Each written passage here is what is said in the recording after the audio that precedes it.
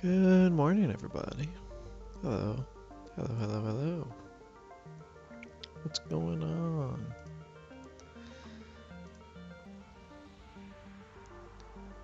Happy Valentine's Day, everybody.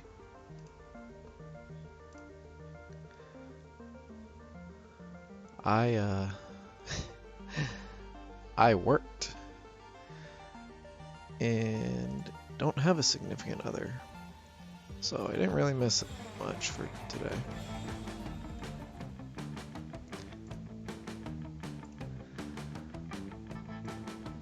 Already unlocking stuff without even playing the game. Don't know why. More art.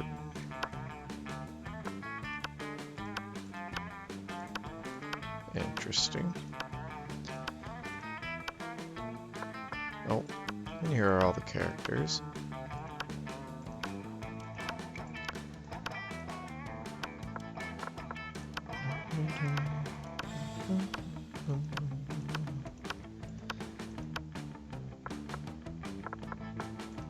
Hey.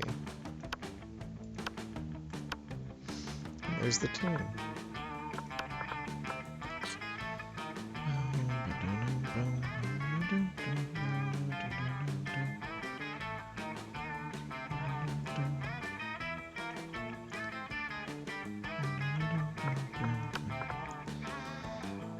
Voice interactions. I'll let them do it.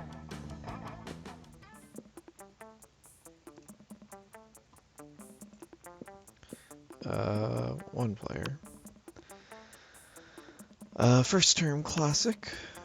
Let's do a full game. Spooky high school, the sweetest years of our lives. Back then, we were young and unafraid. Sometimes reckless, sometimes brilliant, sometimes just stupid, but always willing to live life to the fullest. We were on a wild journey to discover who we really were. Who do I want to play for this one? Let's be Shadow Guy.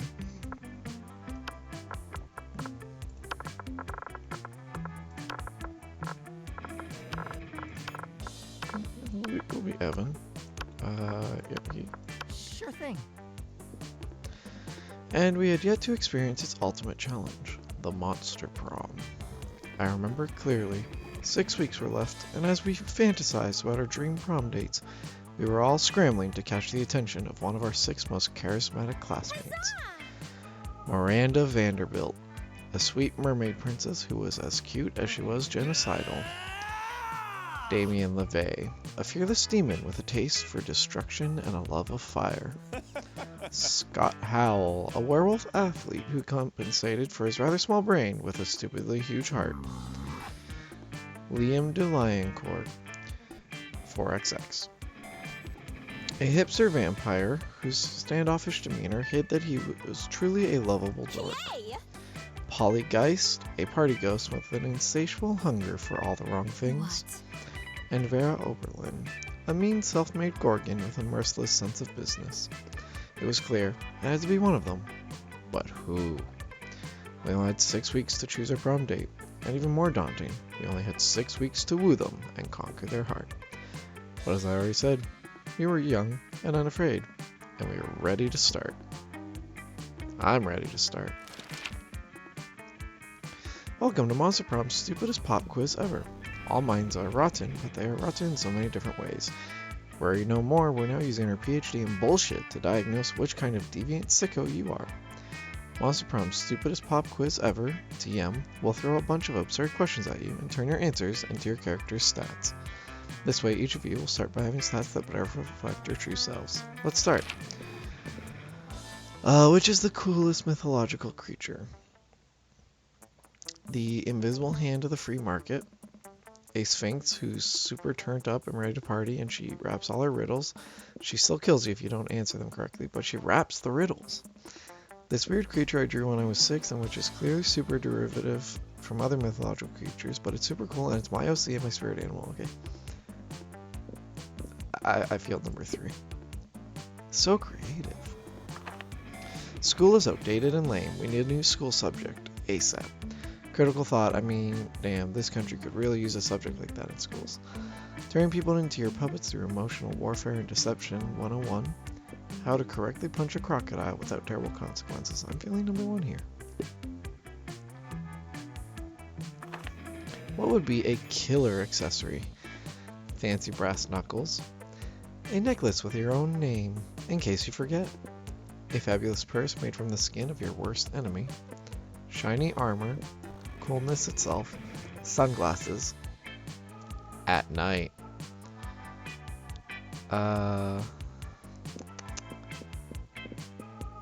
I'll take the shiny armor. Oh, so that's the mermaid. I already forgot her name.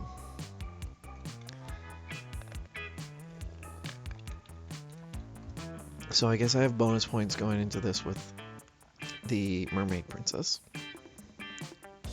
So perhaps that will be my goal. I do like them all. They are all super cute.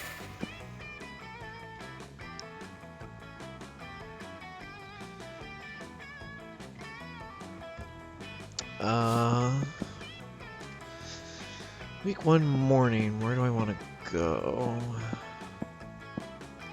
I mean, if I get the choice, I'll go to the library. That day, you spend some time on the library's PCs playing some good old online poker. Gambling seems like a stupid and dangerous decision, but who cares? This time it paid off, so fuck it. Hey, I gained +2 money. You notice Miranda trying to put a smile on Liam's face. This should be good. I simply do not understand how you can be so gloomy all the time when the world is so full of wonder and magic. I guess I'm just not part of the Everything is Beautiful club. The Everything is Beautiful club? Is that a secret club? What? Oh, yeah, totally. I want to join. I want to join. Oh, how can I join? Liam seems totally, sexily disinterested in continuing this gag. But you have no such reservations. You tell her.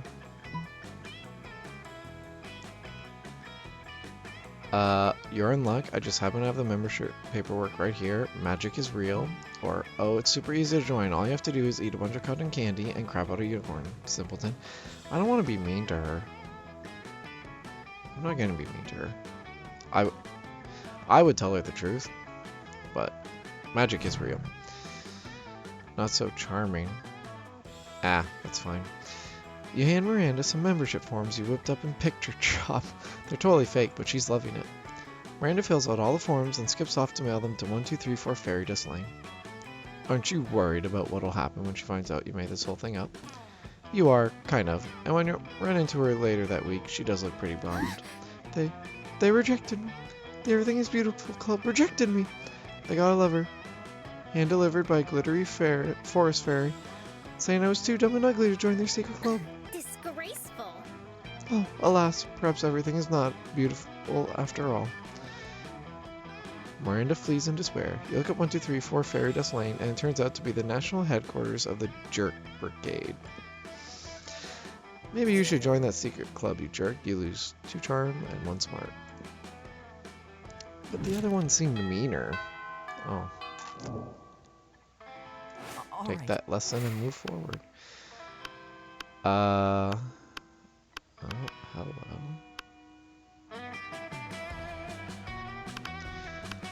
If I was at this school, I feel like I would probably be friends somehow. I don't know how, but I feel like I'd be friends with Liam and Miranda. So let's sit with Miranda and Vera. Vera's about to lift a glass of scotch to her immaculately painted lips. You can drink whatever at this school, apparently. When Miranda screams, "Stop! Don't drink that." What? Why not? This scotch costs more than most cars. Has your taster tried it yet? What taster? You don't have a taster? What if your drink is poisoned by someone jealous of your good looks and royal title? Listen, Miri. I only drink 4 things. Scotch, red wine, the tears of my enemies, and straight up poison. You drink poison on purpose? Miranda, my hair is venomous snakes. You think poison actually harms me? Well, you should still have a taster. What if someone puts really spicy hot sauce in your drink? Or poison? Ugh. What do I have to do to get you to drop this? Simple. Hire a taster. Fine. Any volunteers? This might just be the big break you've been looking for. You raise your hand, and when Vera picks you, you...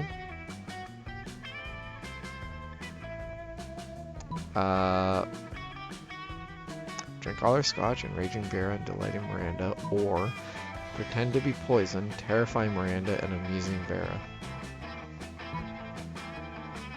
Sorry, Vera. What are you doing? That bottle costs as much as the first Apollo mission. How do you feel, Royal Taster? Are you poisoned? Well, you're not poisoned, but you're pretty fucking wasted. You give all the Mirandas you can see 2 big thumbs up. A job well done. Now Vera is sure not to be poisoned. Well, yeah, because there's no scotch left to be poisoned by. Don't listen to her. You did well. Come with me. I have some other beverages you simply must verify for safety. You spend the rest of the night getting wasted on expensive liquors at Miranda's place. Courtship never tasted so good.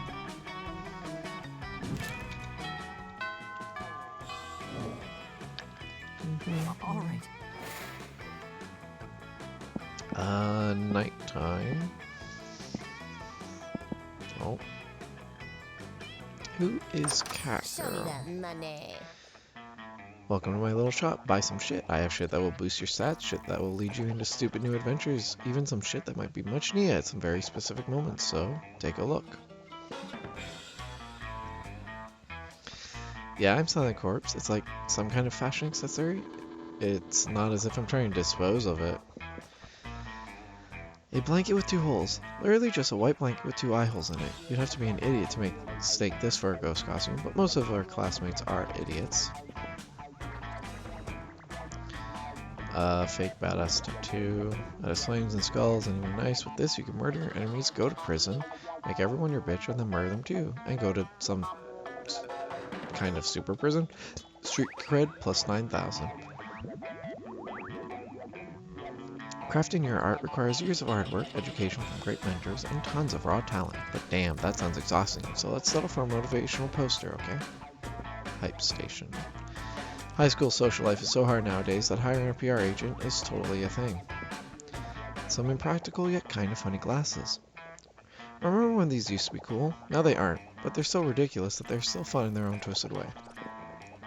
A Russian novel with an insightful approach to universal matters such as love and death. Are you sure about this? You can always use online encyclopedia TM to get the general idea and still be able to act as if you've read it. A sexy fake Latin accent. Why? The hottest thing is being yourself, honey, but a Latin accent is a close second, to be honest. I agree with the first statement. The gift that keeps on giving. See, I'm wise enough to know when a gift needs given. Yeah. Wait.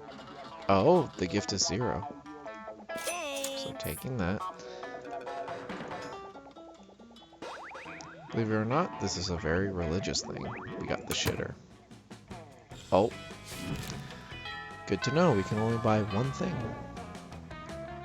All right.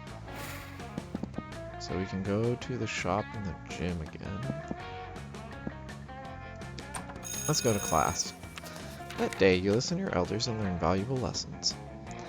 Sometimes, after all the monster nonsense and the dating gimmicks, you forget that attending class is supposed to be the primary activity at this high school. You gain +2 smarts. You see Miranda and Vera chatting away, their eyes gleaming the gleam of the sheeming.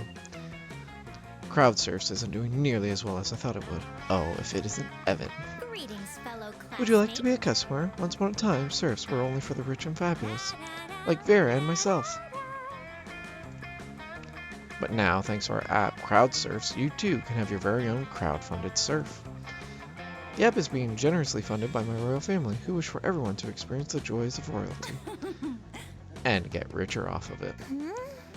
I think our business might be failing because the surfs are simply not of high enough quality to maintain customer interest.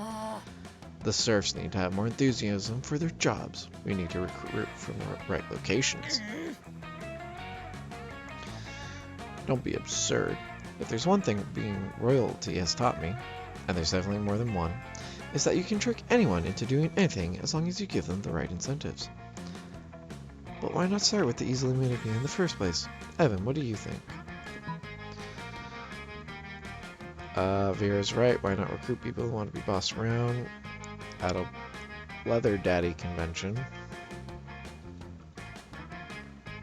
Miranda has a point. Everyone wants to win. Host an unpaid labor competition where the prize is doing more unpaid labor. Ooh, what a delightful idea. It's true that for those who are not born to fame, gaining it, or watching others gain it, is a favorite pastime. I'll have my press agent advertise it as the hottest competition since Metropolis's next top tier. And so, who wants to be an unpaid laborer is born. People compete their hardest at various demeaning tasks, and the winner gets to continue to perform them as a serf. My knight in shiny armor. There you are, my most loyal of subjects. It seems everyone is caught up in serf mania. Several new spin-offs have been ordered, including Unpaid Labor with the Stars and The Real Serfs of Monstropolis. Magazine covers are now featuring the 100 hottest serfs. We have a waiting list the size of Miranda's ego. That's the Kraken calling the octopus tentacled, but whatever. Our business is making me even richer and more notable than I was before. And it's all thanks to you. You may be a peasant, Evan, but in my eyes, Don't miss me. you're a slightly less filthy peasant. You never thought you'd hear Miranda say such kind things. She must really like you. Miranda and Vera give you a cut of their success, earning you 2 money, and with it 1 charm.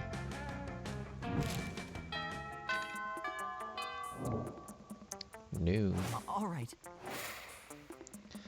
Well. Let's continue down this path, huh? You arrive at your chosen table to find Vera looking askance at Miranda's lunch. A single, very suspicious-looking apple. Miranda, honey, your apple seems to be pulsing with unhealthy purple light. Oh, I'm sure it's just your imagination. Ugh. Did we not have this conversation about the tester yesterday? It also has a skull on it, and it smells like lighter fluid. I don't think it's for eating. Of course it's for eating. It's a perfectly standard poison apple. You know, the sort that puts a princess to sleep for 100 years. You literally just admitted it's poison. I know. I always said I wouldn't be the kind of princess who eats a poisoned apple. But how else will I find a prince to wake me with true love's kiss and live happily ever after with me? Girl, we need to have a little talk about feminism. You back me up on this. Tell her she doesn't need to eat poison. Tell her she doesn't need to poison herself for the sake of a man.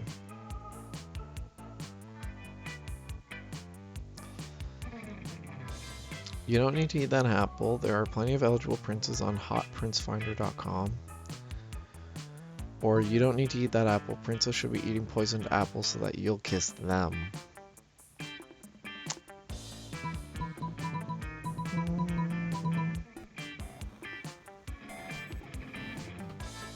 Princes should be eating now. Hotprincefinder.com. That's not what a finder for hot princes. What is this sorcery? I must see it at once. You pull up the website on your phone. You've already got it bookmarked for no reason. Goodness, it even lists their pedigrees. And you're right, not all of them are even looking for sleeping princesses. This one is only looking for a princess who is a frog. That will be much simpler to achieve. I only need to anger a minor witch. This isn't what I was going for at all. God, if you're that hungry for dick, just buy a damn hooker. Dick? Who said anything about dick? We're all marriage. It's strictly a business arrangement. When it comes to romance, we are free to make our own decisions. Boo. That's good news for you, especially since Miranda seems to really like your suggestion.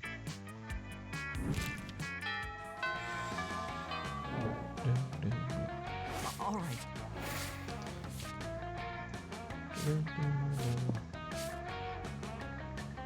Oh. Okay, I didn't know that. So if you hover over this, it tells you what going to each place will boost. I'm a little low on charm. Let's go to the shop. I want to try to end the day. bag of regular cocaine, and a penguin mask. I'm too poor for those. Tampon used by the former prom queen. You know, for good old blood rituals, or in case you're just a creep with unhealthy obsessions. Don't even dare ask me how I got this.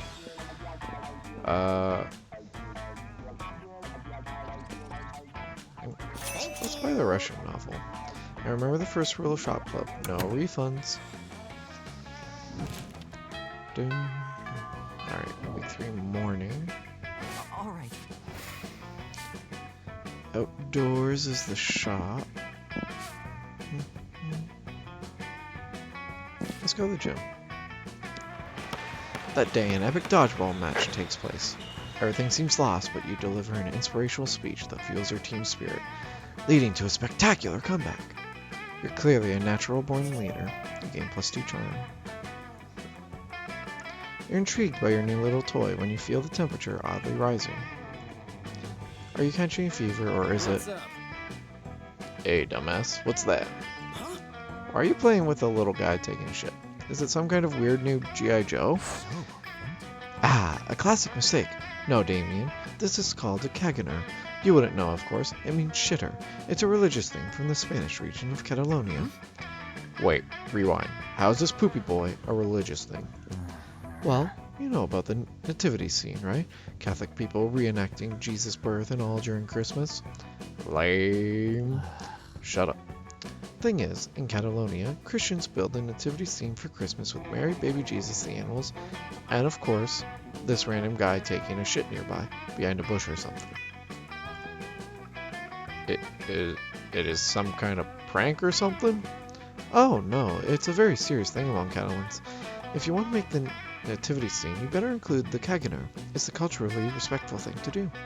Whoa, that's Ha! crazy. Respectful to whom? God damn it, this is priceless. Caganer? Love it. The ultimate action figure. I mean, it fucking beats the lameness out of Christianity and everything. One could say that, I guess. But why did these Catalan people decide to put a guy taking a shit next to the birth of Jesus Christ? Good question. Nobody knows. It's a tradition that has been there for centuries, but no one knows its origins. Catalan people just go for it because it has been done like that since forever. Nobody knows why they put the shitter next to Jesus, and yet they've done it for centuries? I must know! The intrigue is killing me. Wow. It really looks as if it was about to kill him by giving him a seizure. Maybe you can help solve the mystery. Get into the mind of the shitter by reenacting the scene, or catch a real shitter and interrogate them about it. I want to do neither of these, but I guess we'll catch one. Yeah, I don't know. And so you go to the bathrooms to catch an unsuspecting person taking a shit. You open the first stall, and, lucky you, there's someone pooping. What's less lucky is that someone turns out to be something, and that something is a wild ostrich. You would start wondering why there is wild ostrich in your school's bathrooms, or why it's taking a shit in such a civilized way. There's no time for wondering, as you have a shitter to catch, even if that shitter is an ostrich. Unfortunately, the ostrich is very agile and dodges your tackle and starts making loud ostrich noises and runs frantically away. As there is no consensus on the actual onomatopoeia for the noises an ostrich makes, we will settle for "Bow-wamp, bow-wamp." You start chasing the ostrich, but it's too fast. The whole scene is not very gracious. It's basically you all sweating, chasing a still pooping wild ostrich, which is screaming "Bow-wamp, bow-wamp, wamp." Meanwhile, not so far from there. What the hell is Evan doing? No idea. Look at him chasing that poor ostrich. What could we have possibly said for Evan to put him in such an absurd situation? I can't remember. My memory is elapsed by the image of Evan chasing a pooping ostrich. It's just too much. Yeah, same here. I think we can safely assume that he is probably doing it for the sake of some very weird, unappealing fetish. I'm out. Yeah, it sounds just like Evan. Always weird, always unappealing. Want to grab some drinks? Sure thing. Oof. -2 charm. But that's the charm I just got! Dang it. Alright. Miranda. I had a horrible morning. You arrive at Scott and Miranda's stable to find Scott happily chowing down, while Miranda stares horrified at her tray. What's wrong, Miranda? Yuck! Isn't it obvious? Right here on my tray. Fish sticks! Yeah, Fish Sticks Fridays. Isn't it great? It is not great, Scott. The fish are my subjects. This is clearly the work of the air people. What? Air people? Yes, do you not know of the air people? The merfolk's most hated rivals. Don't you read the news? Yeah, sure. Because I totally know how to read. Smile and wink. What? Well, I must insist that you cease eating those fish sticks immediately. It is high treason. Oh. Aw, but I've been looking forward to Fish Stick Friday since last Fish Stick Friday. Are you sure I can't eat any? He's asking Miranda while holding a fish stick really close to his mouth. But you feel like you've got a better answer to this argument. You blurt out.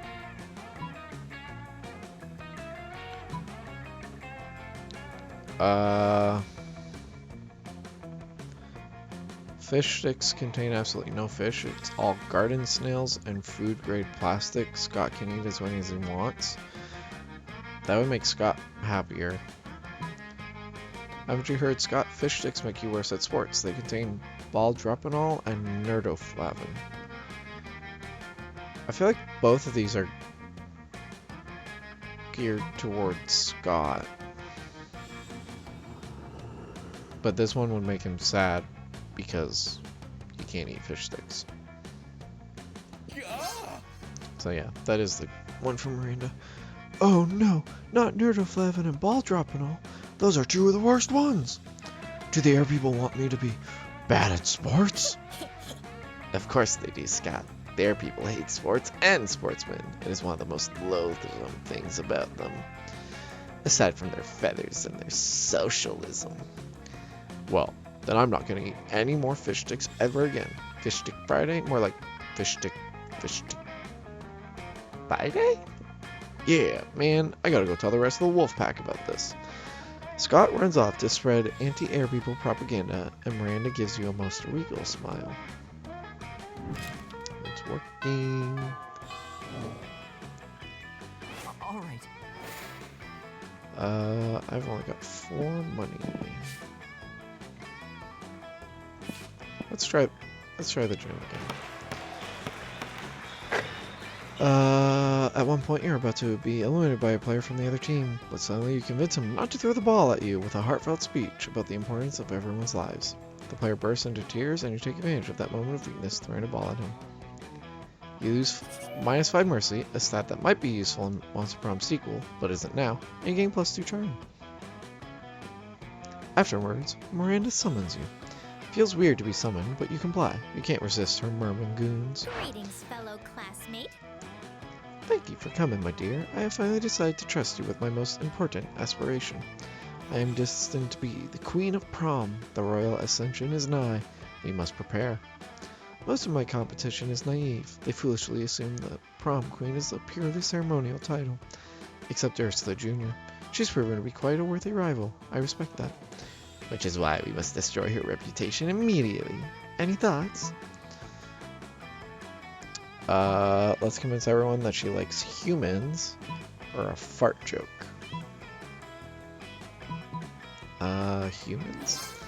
It doesn't take much to make someone look bad in this day and age. You, however, are monsters, and one for a total overkill. You hire a Chinese hacker to plant 10 years of pro bono work, rescuing human babies from lawnmowers in Ursula's name. At recess, Dr. Babulev of the Babulev Institute appears out of nowhere and presents her with a Humanity Award. Yes, this will seriously harm her standing with the evil lawnmower creature contingent. That's an important voting block. They're the ones who keep the schoolyard so tidy. You gain +2 boldness and +1 smart. I am a smart boy. All right. For morning.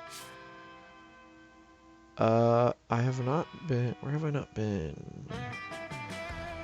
I've only been to the bathroom while the shop's there. And I have not been to auditorium or outdoors. Let's go to outdoors. That day, during recess, you start a half-hour rave that goes full crazy.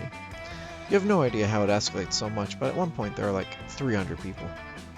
Someone summons demons from a nightmare dimension. The consequences might distort the fabric of reality itself, but who cares? It's a rad party. You gain +2 fun. You're minding your own business when Miranda comes rushing up to you, clearly distraught. Most terrible news, friend. I have just watched the documentary Game of Thrones, and now I fear for my own royal family. I did not realize how susceptible we might be to random acts of treachery, or how often we romance our siblings. I don't want to be shot in the chest by a crossbow while sitting on the toilet. That doesn't sound proper at all. Please, help me put my poor mind at ease. How can I possibly identify potential traitors in my court?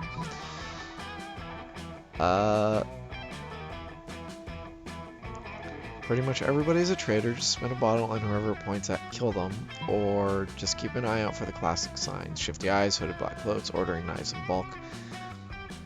This is definitely the smart answer. I think she would like the second one, but I gotta go with my gut. But that would mean... Oh, could Lord Darkheart Stabbington be a traitor? I must warn Father at once. We have to find a new royal babysitter. A rose by any other name would smell as sweet. Unless that name is Darkheart Stabbington, you gain +2 smarts and +1 money as a reward.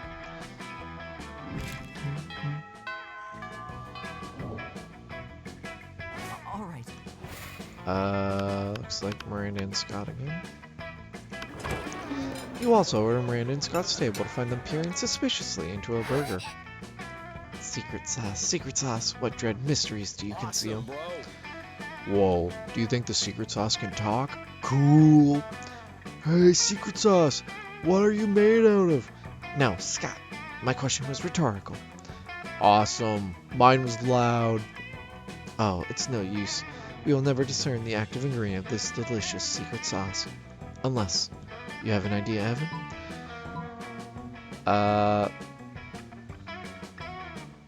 The blood of your father's enemies, Miranda. That's why it's so delicious. Or, you're overthinking this, Scott. It's a sauce made of secrets. Miranda answered.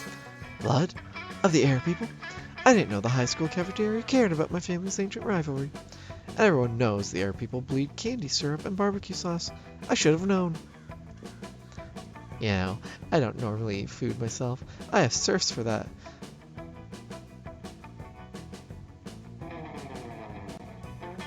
You know, I don't normally eat food myself. I have serfs for that.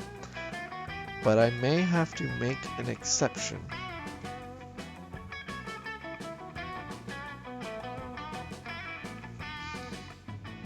There's a number of things wrong with this sentence. We're gonna move on. Aw, more blood? But I eat blood all the time. Like, pretty much every full moon.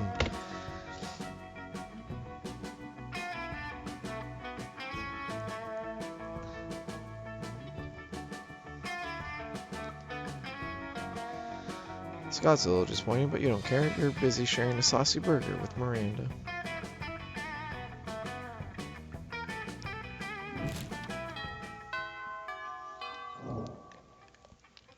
All right. Let's see, I do have 5 money now. But let's go to the library.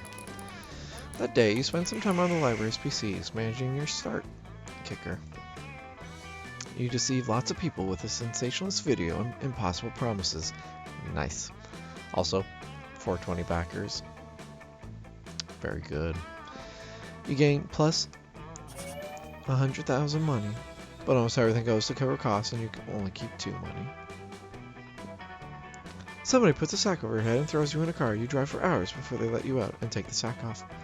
It's clearly the first floor restroom. Miranda's sitting on a makeshift throne while her goons jump in and out of the toilet. Greetings and salutations. I'm glad you came. My prom queen campaign is moving on to the next stage. Your expertise is crucial for this part. Most of my inner circle are fish. Hardly helpful unless genetically engineered beyond recognition. Speaking of which, I need you to help me sneak a 3-meter-tall, heavily armed cod assassin named Tresca into the school. No reason, but if you're friends with that singing harlot Ariel, you'd best say your goodbyes. We need a diversion, release the Kraken, or, do nothing. Every student at our school is some kind of bizarre monster. Release the Kraken. Fish it drums. Did I not have enough boldness points?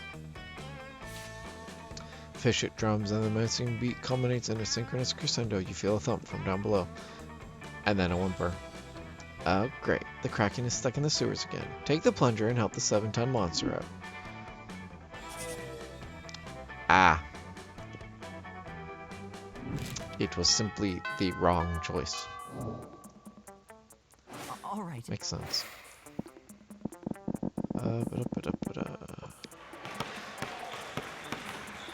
Many people fall during the battle. You can't take any more. So you valiantly go straight to the other team's leader and start negotiations for a truce. After hours of intense diplomacy, you commit to an agreement, one unexpected twist. You gain +10 righteousness. But this game is so wrong in so many ways that you could be lucky if you could do anything with that. And +2 charm. You notice Polly bent over her phone while Miranda tries to peek over her shoulder. Something really interesting must be going on Polly's phone. When you get closer though, you see that Polly's just on horny dating app TM again, swiping right on everybody. Miranda seems entranced though, and a little worried. What did you say this was called again? Oh, that text box just didn't load. And it is an app for finding true love? Sure. How majestic. But I never knew. I have spent countless hours going to royal balls and kissing frogs and pretending to be in a magical slumber. When I could simply have been using this app. I mostly just use it for collecting dick pics. What are these dick pics? Tokens of affection? Oh, alas, to be so far behind in my quest for love. I am 19 years old, practically an old maid, and only now learning of this. Oh, how will I ever make up for lost time? You still don't have horny dating app TM? Why should you worry having horny dating app TM when you can actually own horny dating app TM? Why don't you just buy the entire company? Or don't worry, I'll coach you in the mysterious ways of horny dating app TM. You'll have a whole harem in no time. Own it. Ah, yes, of course. I will simply purchase the app and require all of its most attractive and heroic users to date me. It is exactly how my father met my mother, except with the Indian Ocean instead of horny dating app TM. Polly, I will give you $230 million for horny dating app TM. I mean, okay, but like, I don't actually own the company. What do you mean? I thought you said you had horny dating app TM. Yeah, on my phone. I have a copy of the app. I don't own any successful internet startups. Oh yes, I'd have forgotten you were poor. I'm so sorry. It's cool. I must depart. Well, anyway, I'm off to buy horny dating at TM now. Goodbye. Have fun. Now might be a good time to uninstall horny dating app TM from your phone.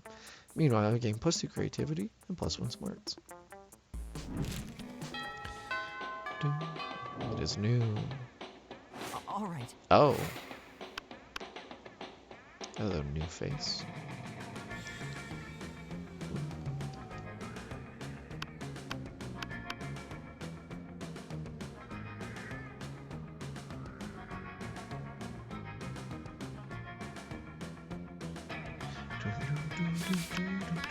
I want to see who this is. You're planning to sit by yourself today, but the only table you can find is partly taken by the Coven. You do feel kind of sorry for them. After all, no one ever seems to want to sit with them. We're here to save the day. Oh good, it's you. We can practice one of our spells on you. And this is probably why. Oh, don't look so worried. We're preparing for an upcoming battle with the disgruntled Lord of the Seventh Circle. And if we don't do our homework, we'll have a hell of a time beating him. The audience laughs. Wait, audience? Anyway, we've got 2 spells we want to try out. Magical Enhancement to help us beat this big bad. Do you think we could try one on you? Pretty please. Aw, says the audience. You know, Magical Enhancement doesn't sound half bad. You can choose either of the 2 options. The spell lets you see the future and also the past and the present. And you can watch live TV anywhere. Now you want to go for something a bit different. Let's do the spell that turns you into 2 helicopters. I don't know what either of these do. TV anywhere. The choice is made. Broadbandium maximum. Suddenly, you can see everything. Everything. You can see how the world will end. You can see how the world began. You can see your parents having sex, even though you totally don't want to. What's more, you can watch every single episode of Where Weasel, Weasel Detective at once. Hello, are you still alive? Lunch is ending. We're going to go study for the text next period. You probably should too. Who needs to study? You literally know everything already. You gain +4 smarts and an entirely different perspective on your parents.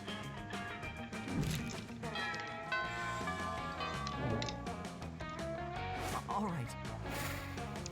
Alright. Jim, Hey, I got some stranger. money. Hey, last night I read this article on how money causes pocket cancer in the long run. You don't want to get pocket cancer. Quick, give me that dangerous money you have in your still healthy pockets. So it would appear that I've missed all the event things. Still too poor for cocaine and penguin mask. Let's get the glasses. Thanks. Bye, stranger.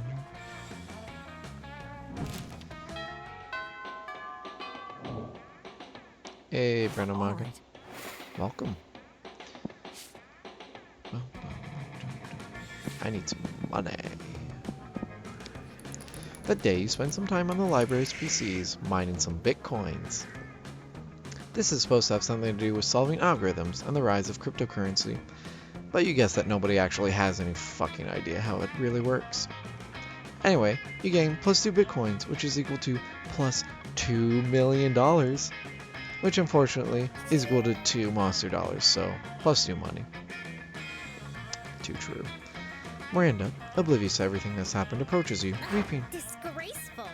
Have you seen the news? The most dreadful thing has happened. The Lemurian monarchy has been overthrown. King Kraken no longer sits upon the throne of gold and baby skulls.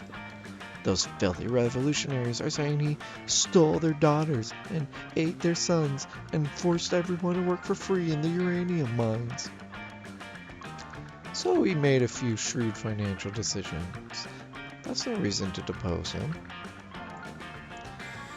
If some innocent kidnapping and slave labor was enough to get the peasants in an uproar, I shudder to think of my own kingdom. Do you think my people might resent being forced to hold up in the corner of the palace where the foundation is crumbling? Do you think the 100% income tax and the random cannonballs we fire into the villages might be taken as something other than expressions of goodwill? Could this plague of civil unrest infect my own domain? Oh, perish the thought. I am inconsolable. Console me. How might I safeguard my kingdom against the fate of good King Kraken? Replace all your subjects with mindless robots. I built a robot army a few months ago and I still have the plans. Or give all your subjects belly rubs. Fishes love belly rubs. Robots. This is fantastic! An army of good little robots to replace those pesky serfs. I bet they won't complain when we don't feed them for 2 weeks because we're having a party. And we'll finally be free to grind all our subjects up into paste and sell them as dolphin-safe tuna, like we've always wanted. Thank you. Knight in shiny armor. You've truly done a good deed today.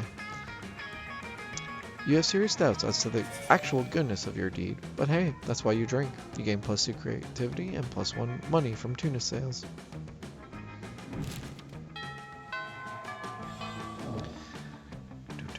All right. Who is this person? You're eating your lunch by your own business when someone under your table pokes your business. Psst. Hey, how would you like to turn against your friends in exchange for forbidden knowledge? Betraying your friend sounds bad, but forbidden knowledge sounds dope. You listen to her pitch. Basically, I just need you to tell me Damien and Liam's hidden weaknesses for like totally innocent reasons. And in exchange, I'll teach you some of my most secret Slayer techniques. What's that you say? You'll totally do it and I can trust what you say 100%? Great. Which technique do you want to learn? How to punch a dude so hard his head explodes, or how to be the protagonist of any scene. So, how to become shonen protagonist, or how to become Saitama.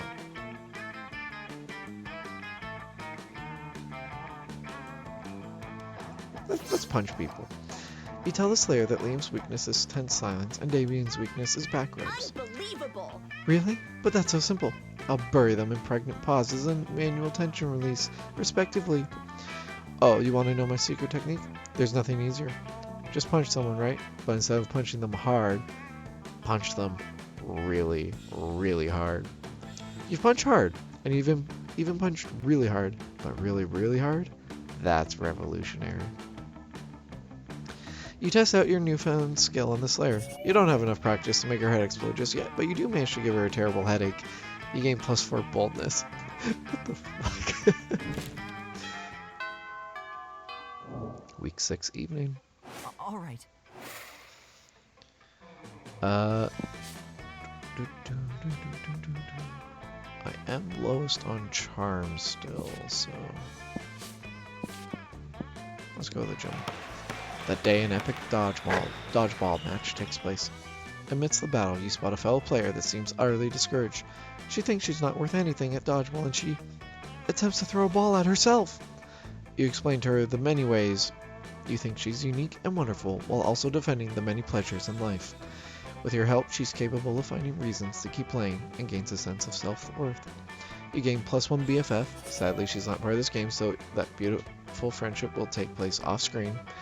And +2 charm.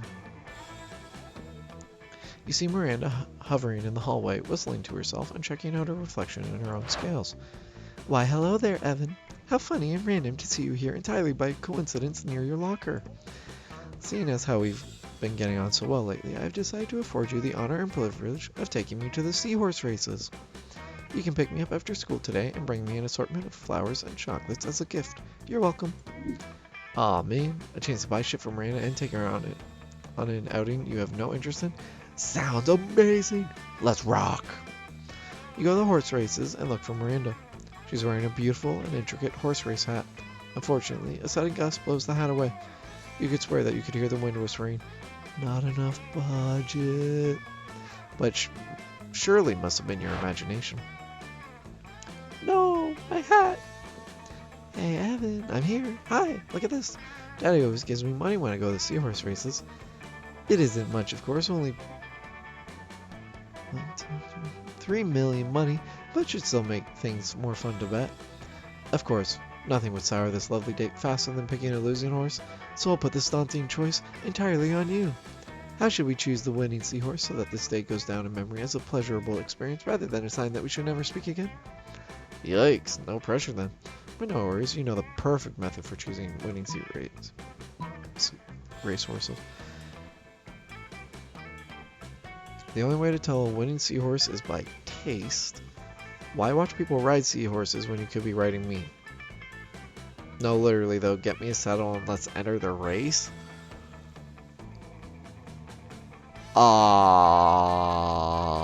I'd rather taste the seahorses.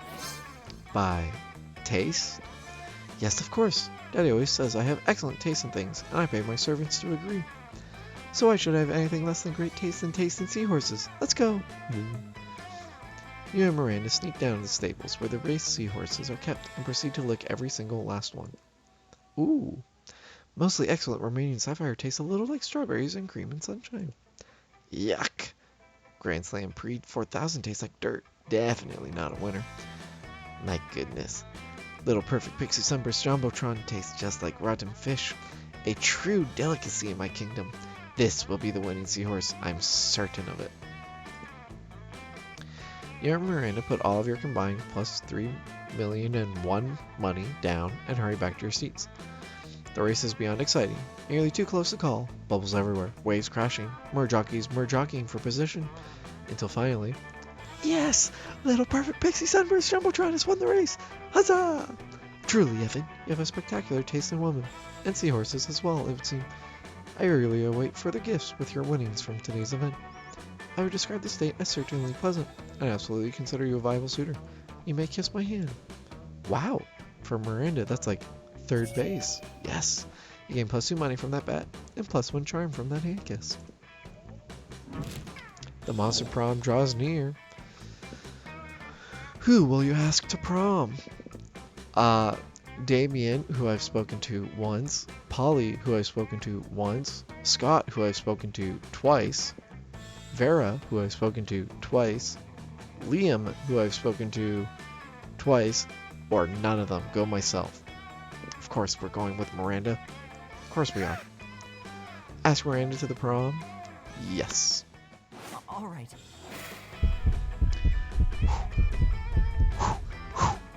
Alright, here we go. We got this. Alright, you've been hanging out all week. We went to the seahorse races, and that was a lot of fun. Really feeling it. Alright, you finally pluck up your courage and ask your beloved to go to the Monster Prom with you. Yuck. My sisters told me that I could get diseases if I dated commoners. Stuff like crabs or poverty. I must decline. Ugh, disgusting. Oh, you couldn't get a date for Monster Prom. Actually, you couldn't get a date for the rest of your life. Some nights, alone in your bed, you wish sadness was an STD, because at least then you wouldn't be getting so much of it.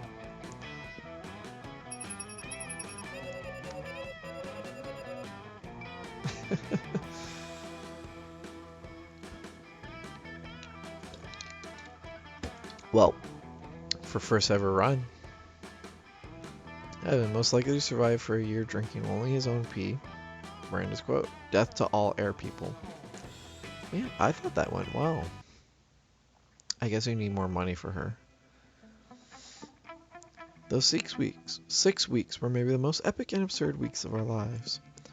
After the Monster Prom, we kept living our lives, falling in love, battling for friendship, and learning about who we were and who we could be. And you know what?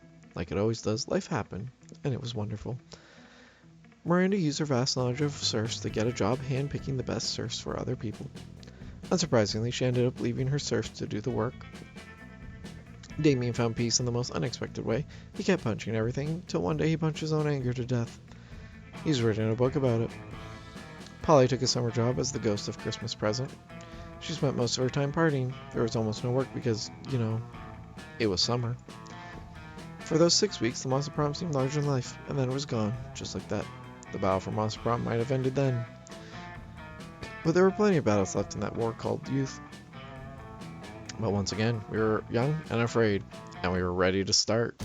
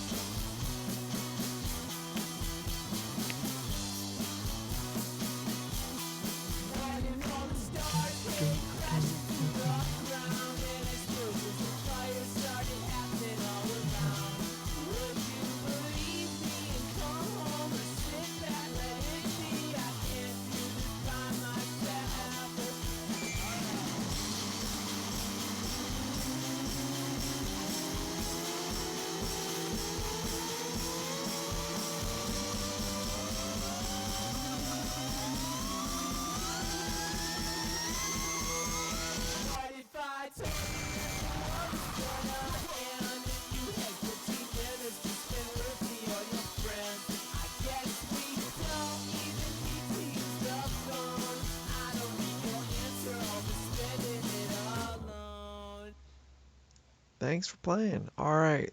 Thank you everybody for watching. That's the end of Monster Prom. Definitely not just first try. 6 new pictures though, huh? What did we unlock? Oh, I thought I had these already.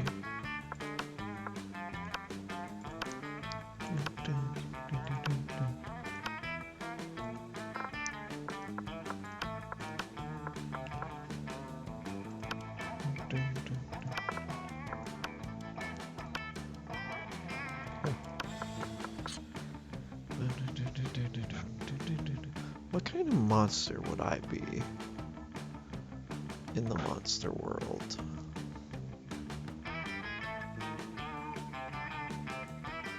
I don't know. I'll think about it while I get a drink.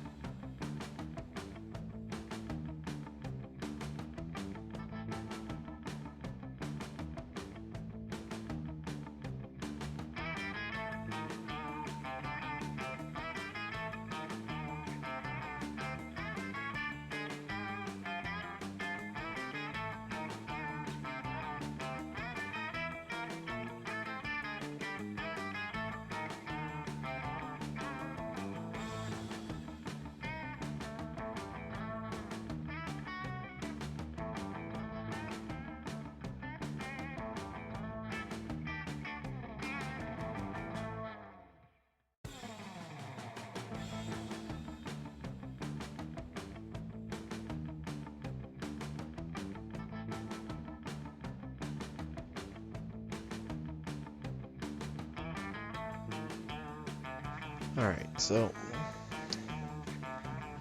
answer to my question, I'd probably be either a vampire or some kind of mer creature.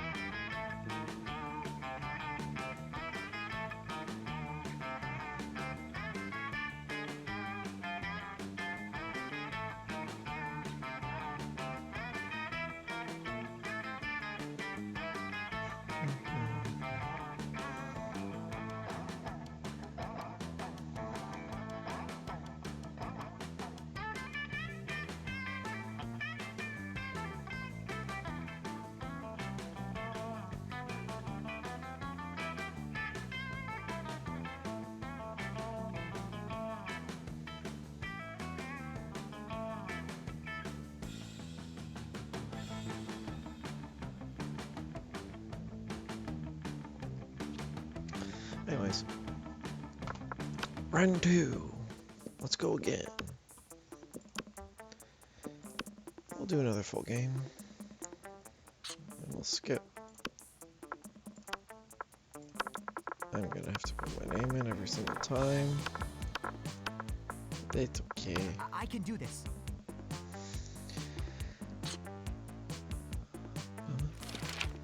Alright. Alright. To the quiz. If you had to have sex with an animal, which animal would it be? A swan. They're classy, plus it reminds me of that myth of Leda and the Swan, so at least by bestiality standards, it has a certain chic appeal. A human being, because I'm the kind of douchebag who loves to find loopholes in stupid questions like this one. A great white shark. If I have to fuck an animal, let's at least make it a story where it's yeah, human. Please. If you could put a curse on your worst enemy, what would it do? You can't rely on the effectiveness of a curse. I prefer to take care of my enemies in the old-fashioned way, by exposing them to unsafe doses of radiation over the course of several years.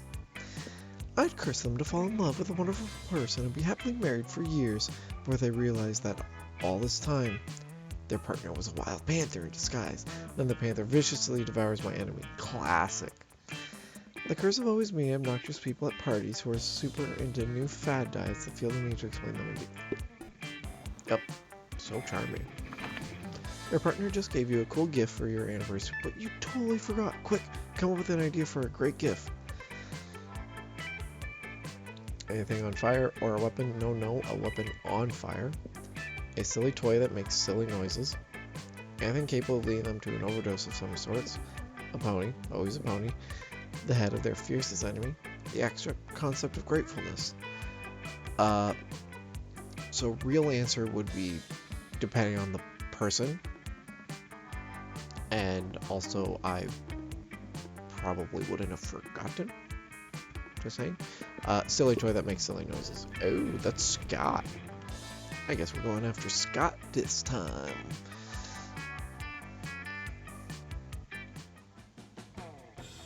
All right. Alright. If I had to guess,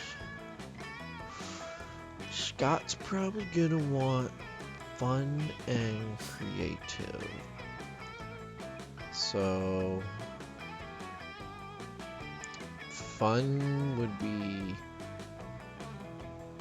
outdoors, bold is bathroom, creativity is auditorium. Let's focus on fun. Let's go outdoors.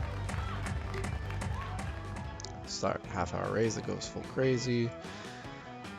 Summons demons, game plus 2 fun. I can see unexpected. You spot Scott and Liam engaged in what seems to be an intense conversation. They seem so into it that you can't resist the urge to ask them what's going on. We're discussing this recent novel, Two Lights. It isn't a novel, it's a rad movie with lots of cool dudes with amazing abs. Well, it's actually based on a novel, and it's anything but rad. It's cultural trash. But I decided to like it ironically.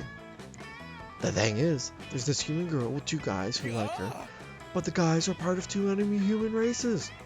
The wild shirtless humans and the mysterious deep look-giving humans. And it seems these types of humans can't stand each other. Oh, and the deep look-giving humans shine in the sunlight. Did you know that's actually a lesser-known trait of some humans? The thing is, the next movie will be released soon, and we're super hyped.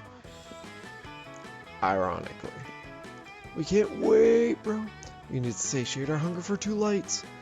This is your opportunity to show these two you're well-versed when it comes to satiating urges. Go for it. We should write a nuanced play based on it. Totally not fanfic. Or let's cosplay it. Let's go shirtless. Shirtless. Whoa, that's awesome. But who should be who? I mean, the shirtless ones turn into wolves, which is kind of a relatable thing for me, you know? And I'm in it if it means showing my bod. Well, I'm kind of an expert when it comes to staring mysteriously at people. Yeah, perfect team plays. And I can lend you some glitter. I have tons of it for when I make cheering signs.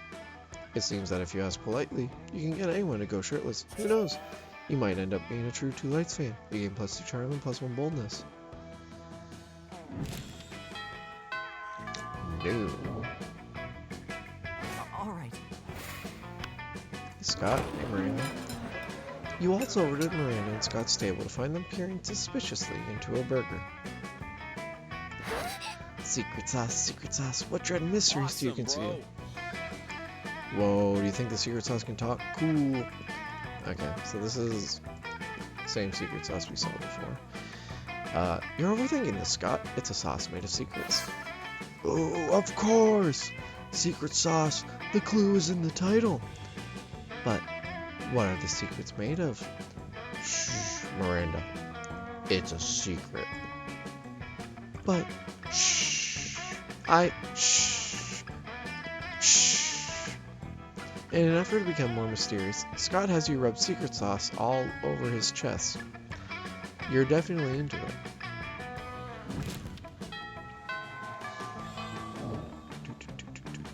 All right. Hey, let's go to the store. Show me that money. Let's see. Blanket or corpse? Let's get the corpse. Let's see what Catch you happens when later. we have the corpse. You know what? All profits are made are donated to a good cause. Spoiler alert, the good cause is buying me a new phone. Sweet. Cool. All right. So I need money. And creativity. Let's go. I have not been to the auditorium once yet. Let's go there. That day, while rehearsing for the class play, it's as though the muses themselves have decided to give you a figurative blowjob. Your performance is intense and inspiring. It will be remembered for generations, which is pretty rad by high school play standards. You gain +2 creativity. Scott and Polly pull you aside, one of them holding each of your arms. Whatever's going on, it's serious. We need your help, bro. The midterm for AP. The midterm for AP jump scares is coming up tomorrow, and we're so unprepared. We tried everything we could think of to get ready. I rolled up the textbook and smoked it, and I ate my homework. But nothing worked. We've only got one option left. We gotta cheat, bro. We just need to figure out how to do it without messing with the teacher. Or with messing with the teacher. Either way, if you can help us, we'd be super grateful. That's all the incentive you need. You hook them up with your ultimate cheating technique.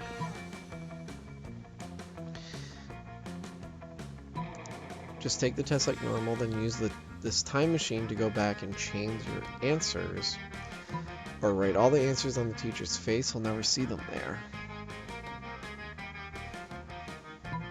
I genuinely don't know which would be for which these two.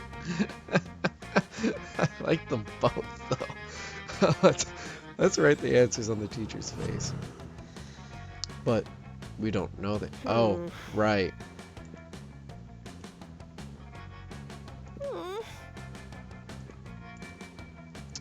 Yeah, and what about for next test? Are we supposed to tattoo over the answers from last test? Bro, I'm not like a plan messer or anything, but your plan has some serious problems. It's like I always say, Scott, face tattoos are for fun, not for cheating on midterms. The way Polly and Scott are looking at you now, they might be contemplating giving you a fun face tattoo. You flee to safety and lose -2 creativity and -1 smarts. Yeah. All right. No, that makes sense. How are you supposed to cheat if you don't know what the answers are, right? Well, wait, no. What's the whole point of cheating? It was funny either way. Who the fuck are you? You're just trying to enjoy a meal in peace when space untwists itself to reveal the interdimensional prince. My love. Most glorious hero, thank the squid star I found you. I've been confounded by the most fiendish riddle. A riddle that has vexed me for days, may weeks. The riddle of how to change the ringtone on my new smartphone. This interface is more torturous than my palace labyrinth. For real? You grab the prince's phone. Change his ringtone to Butts Butts Butts, all about those butts by the Booty Bros. My hero, what seems difficult to me is trivial to you. And you even guess which ringtone I desired, a true all-time classic from the 6th dimension. There's only one way I can repay you, by bestowing upon you a superpower of your choice. I can do that. I'm the prince of another dimension. I can do all kinds of crazy things you don't know about. All kinds of crazy things besides use this phone, apparently. And it really only gives you 2 superpower options. Telepathy or an ass that won't quit.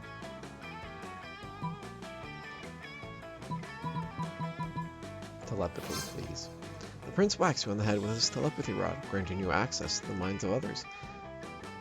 Right in the middle of a high school cafeteria at lunchtime. You are overwhelmed with images, a goblin's butt problems, a genie whose foot fetish, 2 swamp creatures imagining each other naked. It's too much. You plead with the prince to downgrade your ability to telepathy, but only when you're drunk. Very well, your wish is my command. Perfect. Now you have an excuse to get drunk before every quiz. Until now, it was just regular alcoholism. You gain +4 smarts despite the loss of brain cells. Sick. All right. I have 0 money, so no point going to the gym. Let's go to the library.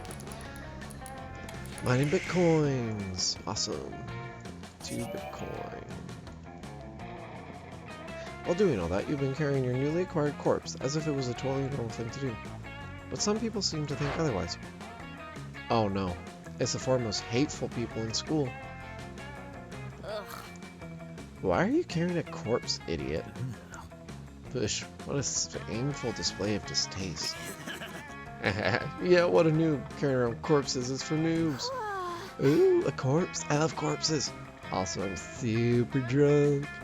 Okay, the 3 most hateful people in school and Polly. As the school's social elite, we disapprove of this. I'm the head of the hierarchy, and I can't condone such stupidity under our domain. I'm the taste of the hierarchy, and I don't appreciate such puerile use of a corpse. Also, lesser known fact about corpses, they smell. I'm the fist of the hierarchy, and I want to punch you, because punching people is what I do. I'm Polly, also I'm like super drunk, so whatever Vera says. Yikes. Despite your disregard for stupid social conventions and school hierarchies, you feel the urge to please them. Maybe because that's what this game is about. When you bought this corpse, Valerie totally told you it was a fashion accessory and that she was absolutely not just trying to dispose of a body. But now you're starting to feel she might have fooled you. No time to lose. How can you convince them the corpse is actually a very hot fashion accessory? Trivia fact about fashion accessories, most of them are worn on your head. Quick, put the corpse on your head.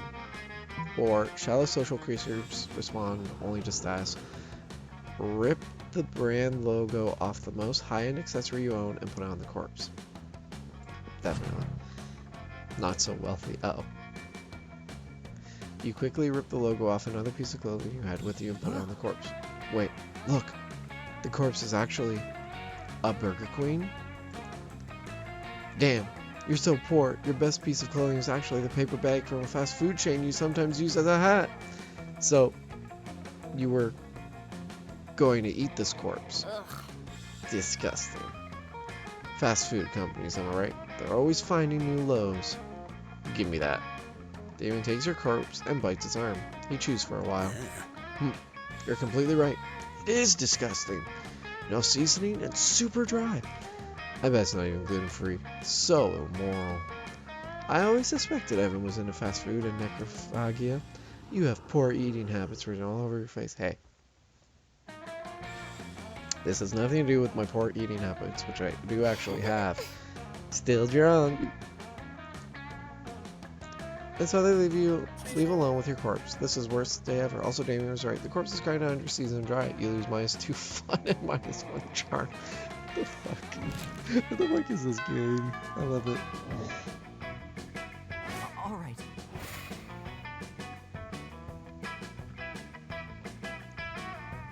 I need fun. I need money. I need charm. I need bold. Let's go to the bathroom. That day you skip class and just hang out in the bathrooms because you respect no authority. I guess some people just want to watch the world burn by skipping class and hanging out in the bathrooms. You give +0 shits, but you gain +2 boldness. Of course, no trip to the bathroom would be complete without running into a group of your classmates doing something stupid. Damien, you're the worst. I know, right? She means that in a bad way. Did you really have to set fire to our entire deck of cards? I don't know. Did the deck of cards have to keep dealing me shitty hands? Not necessarily. That's not how probability works. Well, then I guess I didn't necessarily need to set on fire. But since when has that stopped me? Well, now you've stopped us all from playing poker. Now what are we going to bet on? Mama needs a new pair of shoes. Yes, and I derive an almost sexual pleasure from taking your money. So what's the new game? Ooh, you know the perfect poker alternative. Russian roulette or the stock market? Stock market. Ah, yes, the stock market. I knew there was a reason I had this fiber optic internet port installed in the bathroom. Vera busts out a laptop and gets the train. Damien and Polly are skeptical at first, but Vera's enthusiasm is contagious. Soon you're all trading like the fiends you are. I'm just buying stock in any company that makes people's lives worse. Cigarettes, bombs, reality TV, baby! I'm focusing on index funds, leveraging commodities, futures, and maintaining a diversified portfolio. I'm buying any stock with a 69 in the price. Somehow, all of you make basically the same amount of money. Use most of it to buy 5 flamingos made of pure gold, mostly because you're drunk with power and also just very drunk. You still end up with +2 fun and +1 money.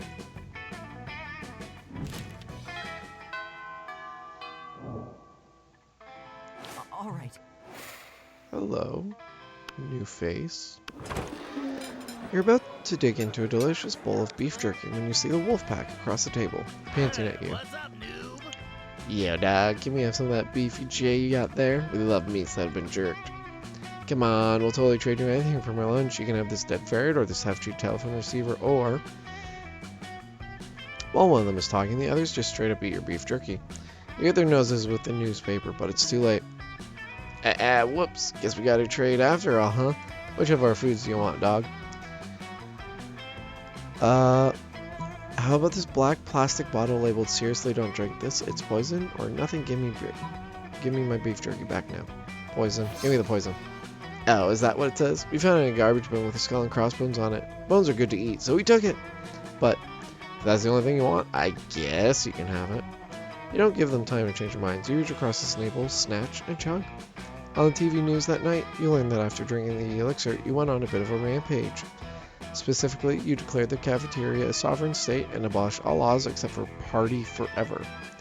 Your government was soon overthrown by the National Guard, but you've been nominated for a Nobel Prize for partying. You gain +4 fun.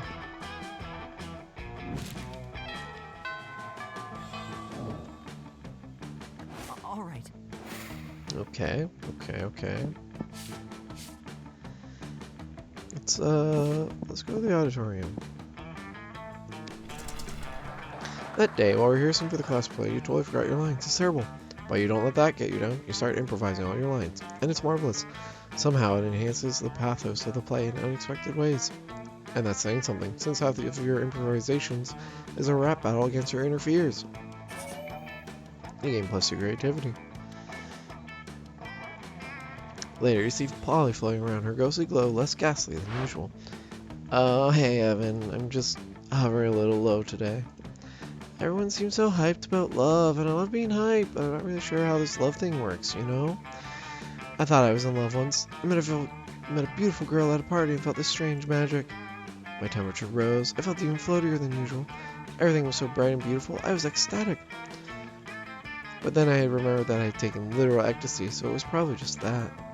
Classic mistake, am I right? I've had some pretty good highs, but they say being in love is the greatest high of all. The next time I want to date with someone, what can I do to fall in love? Or float in love, since gravity doesn't actually affect me. Oh, you don't want Polly to fall in love with another person, but you like Polly just too much not to help her, despite the consequences. Scientifically speaking, people fall in love faster when afraid. Do something fun with them, like getting stabbed, or stare deeply into their eyes for 14 hours. Stab. OMG, great point. I love science. I mean, I don't, but I love it when it gets me drugs or gets me laid. Loved, not laid, loved, in love. With that, Polly disappears, literally, to begin her quest for the terror that is love.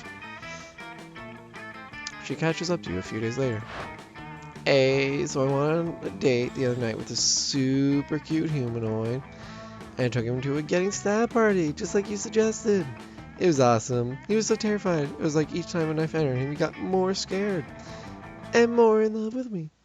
Then the date continued because he bled out and died and became a ghost, so we had even more in common. Like, I'm over it now, obviously, but I'm pretty sure I was in love for like 15 whole minutes. Next time, I'm going to try and work my way up to 25. Polly, in love for 25 minutes. And next time it'll be with you. Maybe we'll even make it to 50 minutes. Or eternity. Either way, you've opened up Polly's heart, metaphorically, to love, and gained +2 charm and +1 smarts in the process.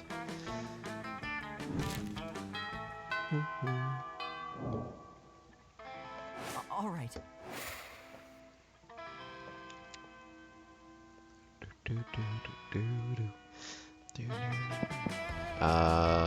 Jump. Dodgeball. Inspirational speech leading to spectacular comeback. +2 charm. You're just getting ready to leave when you get a text from Polly. Hey, BB, let's party. How can you refuse such a formal missive? You track her down immediately. Hey, you got my text? That's good, because I need some help brainstorming. I'm going to a party tonight, but I'm pretty sure it's going to be lame, and that needs to change. See, it's a costume party, you know, where everyone dresses up as their favorite humans. I'm going as a sexy tax attorney. I'm not sure that even the sexiest tax attorney can rescue this party from the depths of lamitude. So, got any ideas to help spice things up? Oh, you've got some ideas and they're the spiciest. Spike the punch with Mandrake Root. It turns monsters into actual humans. Okay, you go as a sexy tax attorney. I'll go as a sexy tax evader.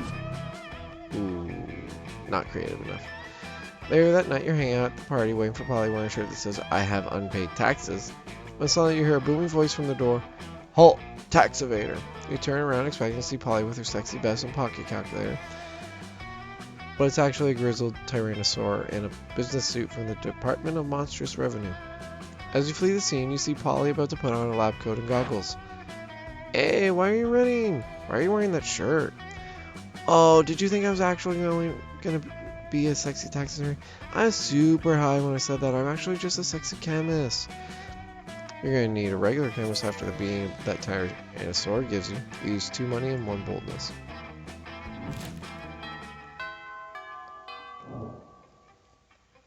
All right. Fair. That makes sense.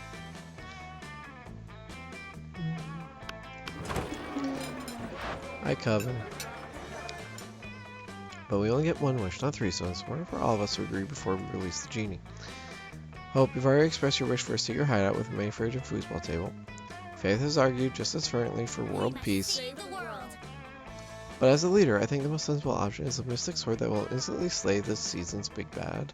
And Hope and Faith immediately object to Joy calling herself the leader, and the 3 soon devolve into a shouting match. Amidst the commotion, you can't help but notice that the wishing lamp is totally unguarded. Without really thinking about it, as if you ever do, you rub the lamp, release the genie, and wish for a machine that can successfully reheat french fries or a bag full of quarters. French fries.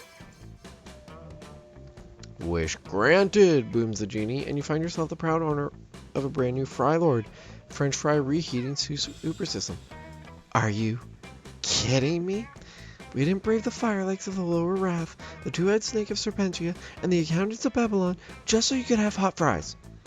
Well, the Coven quickly changed their tunes when they taste the hot, fresh fries fresh out of your Fry Lord. They're so crisp, neither rubbery nor soggy. This is powerful sorcery indeed. We were so focused on defeating the big bad that we forgot about an even greater evil, suboptimal fry consistency. Thank you. Thank you for teaching us the error of our ways. You reheat everybody's cafeteria fries for them, and you all have a fry party. For your contributions to fry conservation, you gain +4 fun.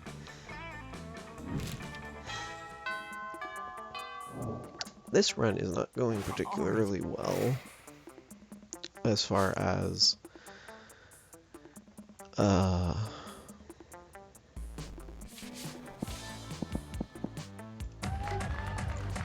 getting a single person to fall in love with me, but yeah.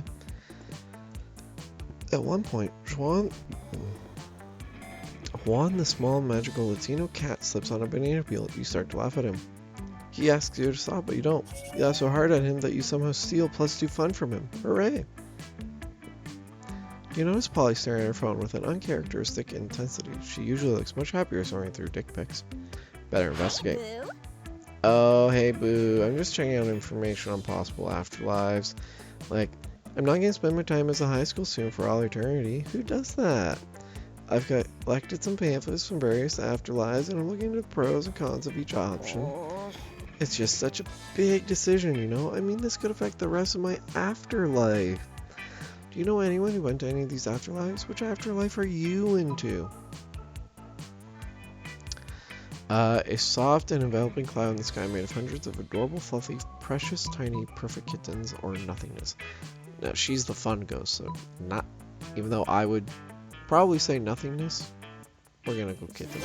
Yes. Oh my god, yes! The most yes, the maximum yes possible. The yeses. It's amazing because you know what the biggest complaint about kittens is? That they're perfect adorables of fluffy cuteness armed with tiny knives on their paws, which they have no problem jabbing to people with absolutely no notice.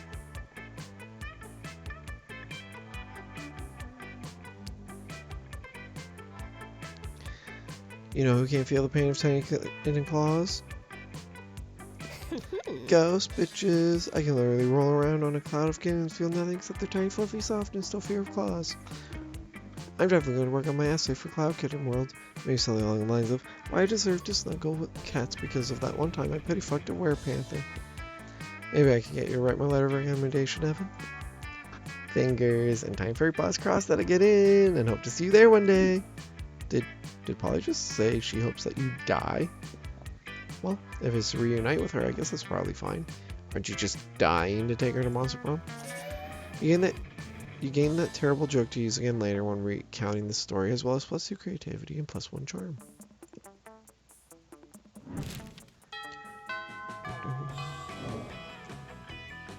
All right.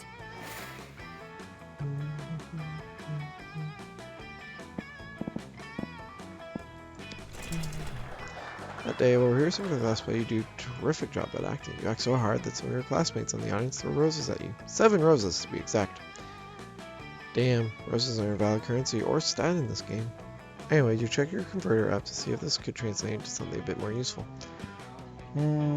It seems 7 roses equals 2 creativity points. Sweet, you gain +2 creativity. You catch Polly floating up on the catwalk, muttering to herself. She perks up when she sees you. Oh man, perfect. I need some advice. Scott was nervous about signing up for the talent show, so I promised him I'd sign up too. But I don't know what to do. Sex Heavy and Dreg doing our band on stage after my act last year, and I can't think of any other talents. I don't want to back out, but I don't want to do something lame just cause, you know. What would you do if you were me? Besides look through walls at naked people because duh. Since you can't die, you could do an awesome suicide medley or, hello, twerking. I'm not sure. Suicide medley could be fun, but she doesn't seem the suicidal fun way. Let's try twerking. Oh, wow, yeah. Twerking is so much a part of my life, I forgot it was even a talent. My morning routine is just like, wake up, twerk, make breakfast, drop it on the floor because I'm still twerking. If twerking was a sport, I'd be the quarterback. Except I got more than a quarterback, if you know what I mean. You assume she's referring to her ass. You're inclined to agree. You gain +2 charm and +1 fun.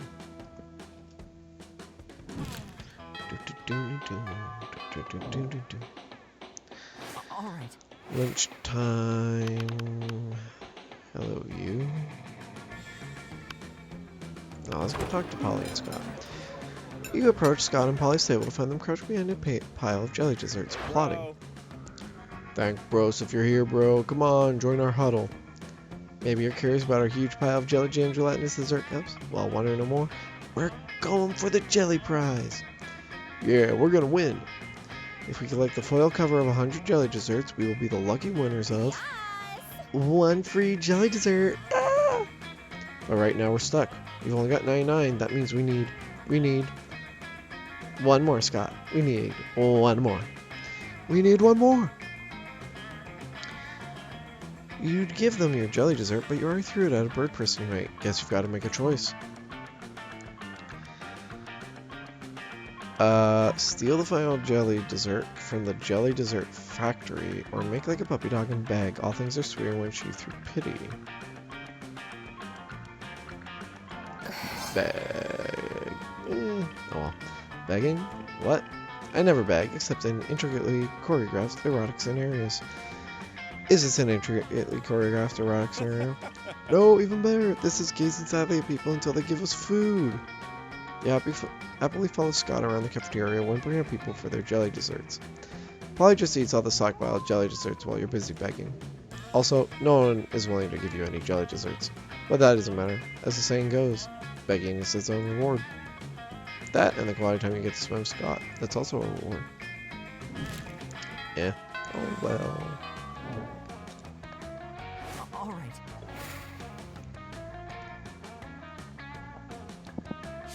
Still have no money.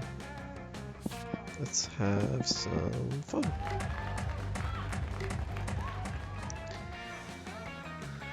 You spot Juan, the small magical Latino cat who seems a bit sad. He explains to you that he's worried people are used to calling him Juan, the small magical Latino cat, that now everyone defines him only by his size, but legislative ethnicity, and species. He's more than that. You're correct. You don't see him in such simplistic terms and convenient definitions.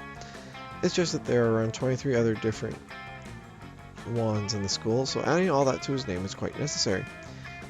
You tell him you'll never forget about him and the crazy adventures you both lived together in Monster Prom's prequel, Monster Middle School. You have a great time remembering those crazy stories. 2 game plus 2 fun. Polly grabs you by the arm so the two of you can talk, but of course she doesn't stop dancing for even a second. Yo, this party was super crazy for like the first 15 minutes. That was just regular crazy, which is fine, but I want to take it to the next level, you know? I want this party to be criminally insane. I want to be a danger to itself and others. I want psychiatrists to prescribe medication to this party, and then I want to take that medication. Are you with me? Obviously you're with me. I'm hot, and hot people are always right. So how do we kick this party up a notch, huh? Most normal parties only exist in 4 dimensions, but I've made a machine that will let us party in the 5th dimension. Or let's steal a bunch of helicopters, stretch a net between them, and party on that. Party on a helicopter net. Damn it. Polly doesn't even have to tell you how awesome she thinks your plan is. You just look at each other, nod, and head off to steal some helicopters. But it turns out helicopters are way harder to fly. There's all those buttons and knobs. You finally make it back to the raid, but by then your helicopters are out of gas. So, what now? We just put a net on the ground and party surrounded by broken down helicopters? If I wanted to do that, I'd throw a party at the helicopter graveyard. I hate that place. Right now, you feel like the only real helicopter graveyard is that helicopter grave that's buried inside your heart. You lose 2 charm and 1 boldness. Oof. Yeah, we're not getting anybody. All right. Not this run, at least.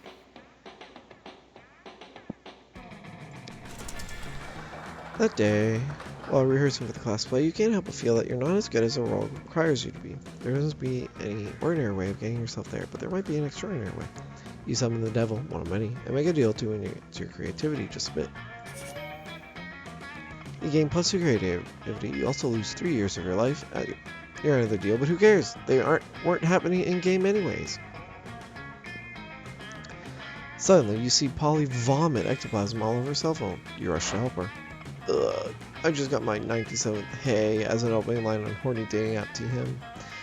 I just had to peek out of pure boredom. Hey? Hey? What am I supposed to do with hey? Whatever to reach out to someone with a fierce dick pic. People are just copy-pasting hey and sending it to every monster that looks halfway interesting. What about you? Are you a hey person too? I hope not. If you read the horny dating app TM profile of a fun-looking spectral light side yourself, what would you say to me? You're beautiful, or are you drugs because I want to do you all night long? Hell yeah, drugs! That's a great opening line. Also, let's do drugs. You wake up an indiscriminate amount of time later, feeling like shit, but happy about it. So like unicorn shit, or it's rainbow or something. When you run into Polly later, she's grinning like a lunatic, and it's clear something went down. Maybe one of you? Hey there, Cootie Patootie. I had the best time the other night. We should really do all this again sometime. And I mean all of it, even that zoo animal style stuff. You left a couple things at my place. I put them outside your locker. With that, Polly disappears, leaving you to wonder exactly what transpired between you and what article of clothing you left behind. But when you open the box marked Evan, all you see are a pair of handcuffs and the last surviving Bresky pigeon.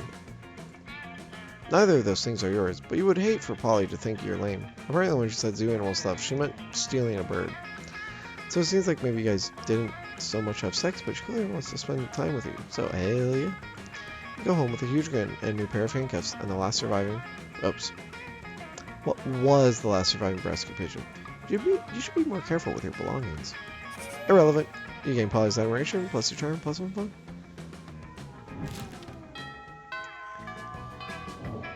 We've got 2 events left.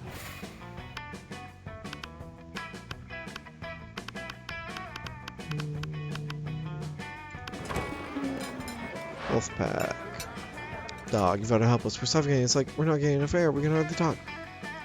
Ah, you can see the problem. You remind them that in addition to breathing out, they need to also breathe in. Oh, whoa, that works way better. I have no idea how we forgot about that. Yeah, you don't either. Thanks for saving our lives, dog. We owe you one, and we'll pay you back. Right now, what do you want? We'll do literally anything. Teach me calculus or get extreme makeover? Extreme makeover. Like an extreme makeover? Are you sure? You nod, because apparently this is what you want from a pack of idiot dogmen. Alright, boys, you know what that means. Time for one of our patented extreme spa treatments. Suddenly, you're surrounded by wolves, covering your face with their wide, moist tongues. You can feel your pores really opening up beneath the relentless torrent of dog saliva and unconditional love. When the wolf pack finally gets bored of licking you, you're positively glowing. Game +4 charm. Hell yeah. All right.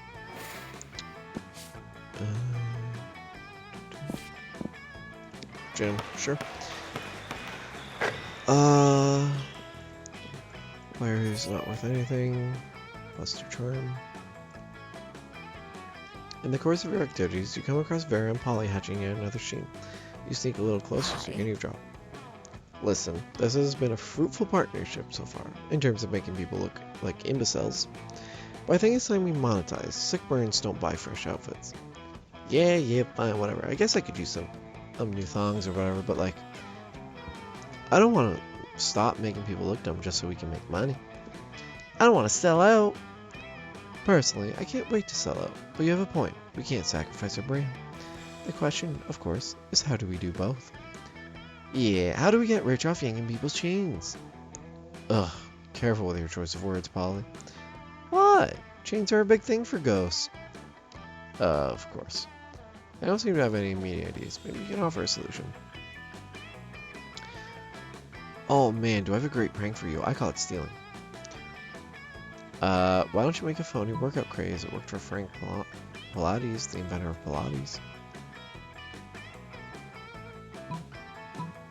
Pilates or stealing?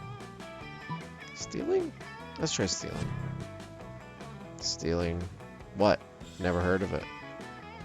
Who have you been talking to? Who are you working for? I'll have you know that all my activities are perfectly legal.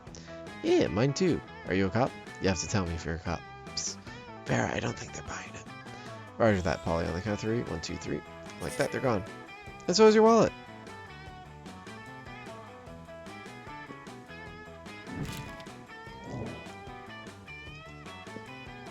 I'm going. None of them. Sure thing. Ask. None of them. All right. You asked no one to prom. You told yourself you didn't need anyone. And you know, on a theoretical level, that's completely true. But this just seems like a way of avoiding potential rejection.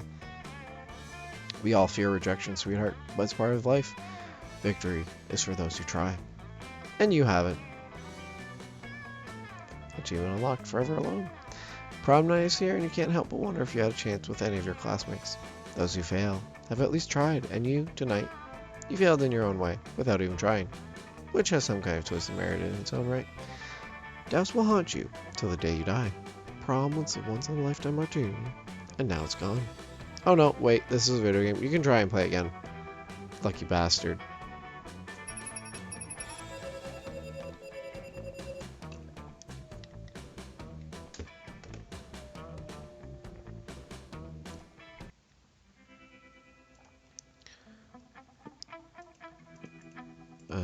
Monster Prom.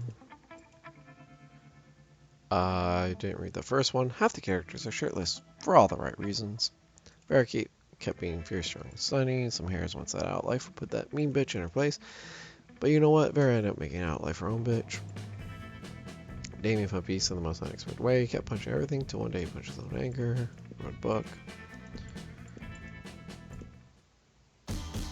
And credits. Unlocked. You've just unlocked an erotic fanfic about dragons. This is about to get weird. You have unlocked 7 new images in the gallery. More art.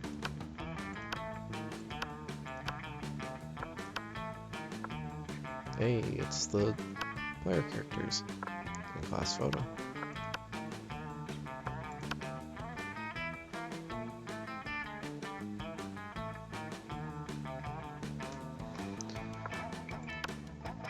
Old school map, old school map sketch.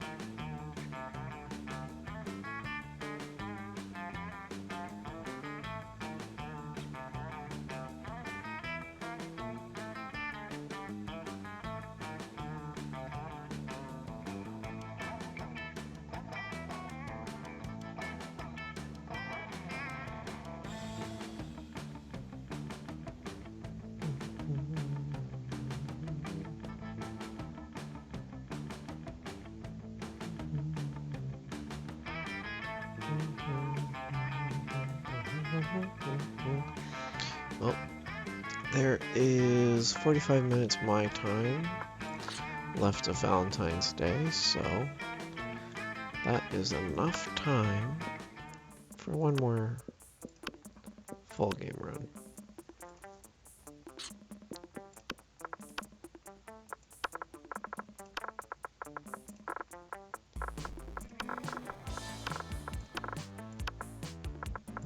I can do this.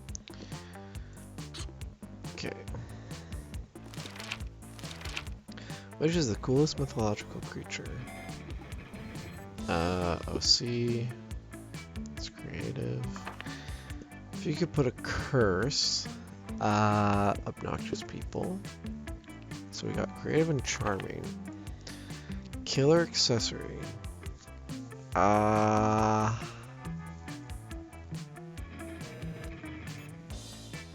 Coolness itself. Oh. Okay, so sunglasses was Polly. That's okay.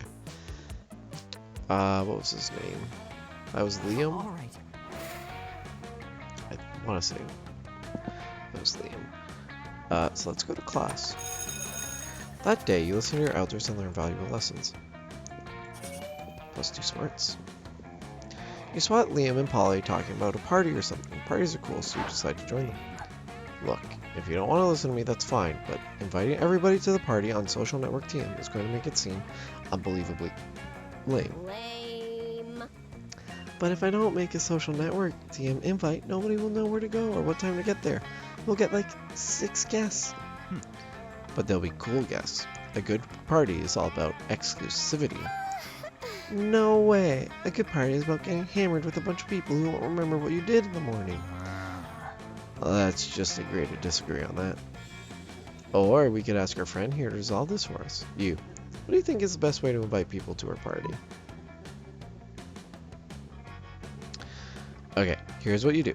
You hand letter 3 flyers with the party info, and then hide them in the bathrooms of the 3 coolest coffee houses in town. Whoever finds those invitations deserves to be at your party. Or, obviously the answer is to take a topless selfie and then use Picture Chop to cover your nipples with the party info.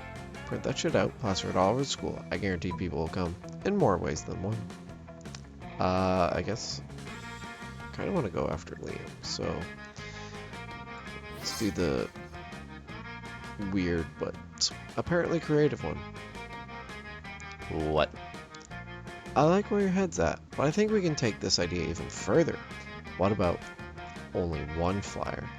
And instead of a date, time, and location, it just says, be there. If they're really cool, they'll already know where to go. So authentic. Oh my god, I'm going to go pick out fonts right now. You're still not sure if your ideas are genius or stupid, but if they're stupid, they seem to be kind of stupid Liam actually likes. You gain +2 smarts and +1 creativity.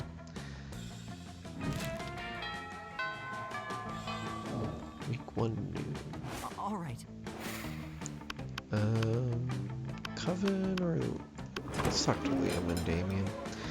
When you reach Liam and Damien's table, you find it absent of food, but covered in paperwork.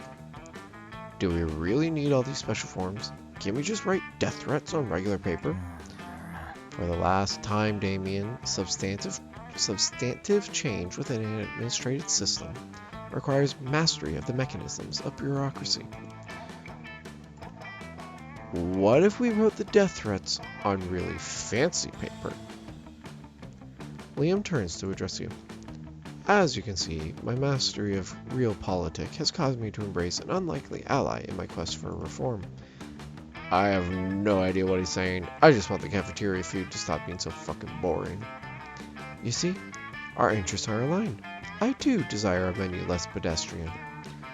Sure. Either way, we're stuck on the last bit. We know we want the menus changed, but we don't know what to change it to. Yes, we have indeed encountered a culinary block. Perhaps you can suggest something appropriately artistic. A bowl of knives, the essence of knives. Or a white plate with a single sprig of parsley in the center, the essence of minimalism. Is Liam a minimalist? Liam might be a minimalist. That's it. That's it. So authentic. Don't you see, Damien? It's a bold commentary on the emptiness of consumption. Really? Sounds like a plate with a leaf on it. Oh, you'll never understand. But like, why even have a leaf on the plate if you're trying to be so minimalist? My god, you're right. Why even have a plate? Why have anything at all? That's it. Our new menu item. Nothing. The school receives Liam's petition. From now on, the lunch line will include one empty tray. A great victory for artistic expression.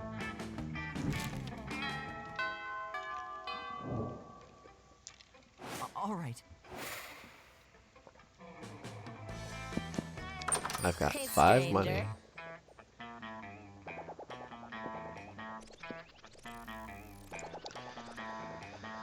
I know Liam was part of this event, but I don't remember if he actually cared about it or not.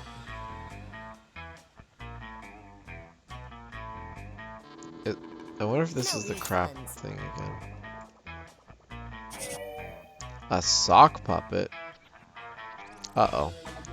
If you are so horrible you have no friends, you can always make your own. Uh-oh. All right.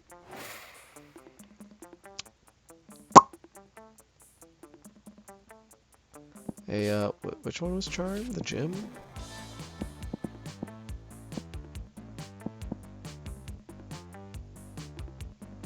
Sure. Let's get Charm up a little bit. You notice Liam and Scott having a discussion. Scott looks confused, and Liam looks bored, which means they're probably having an argument.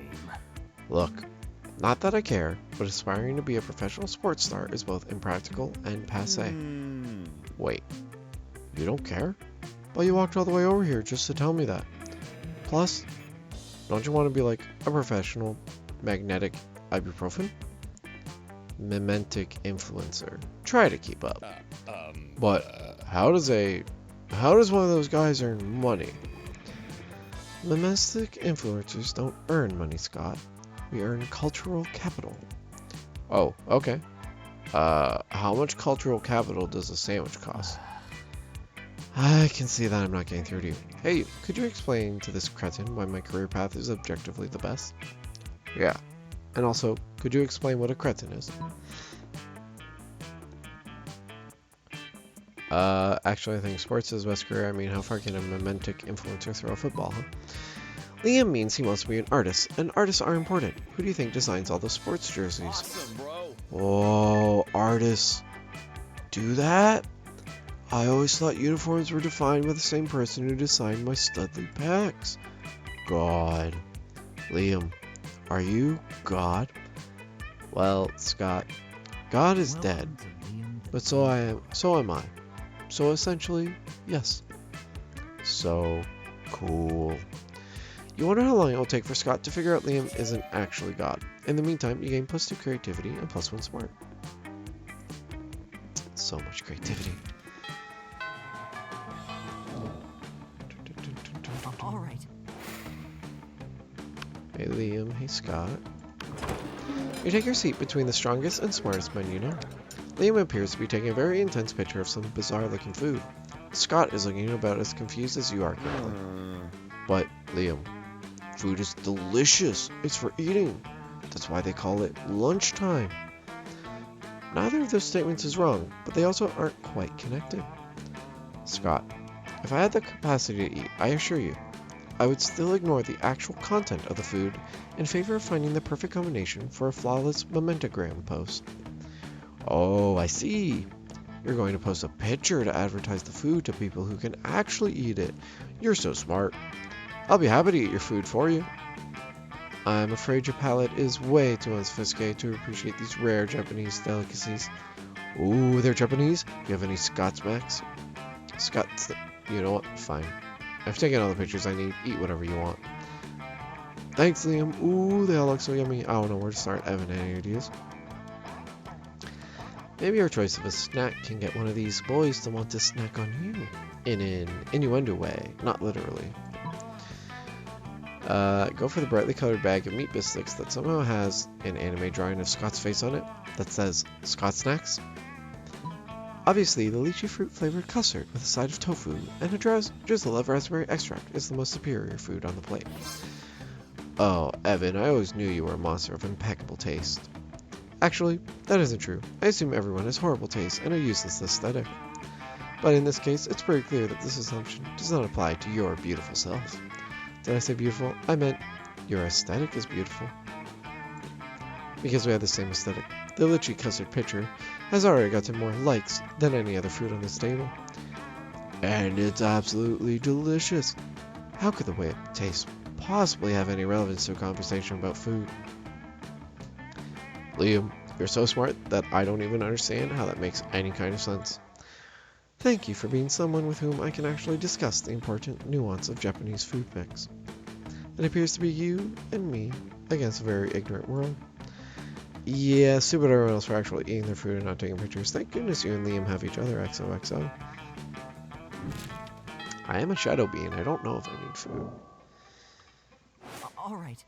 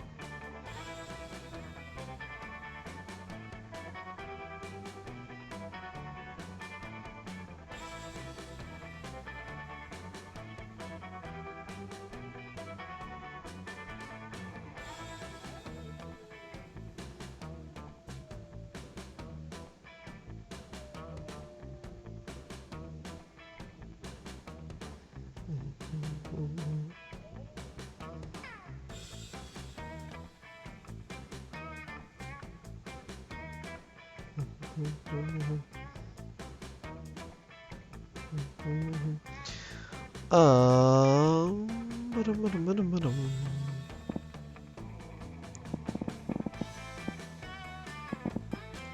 Let's see what we can buy. Hey, why would you study and prepare for your future when you can come here and buy some weird shit instead of it, right?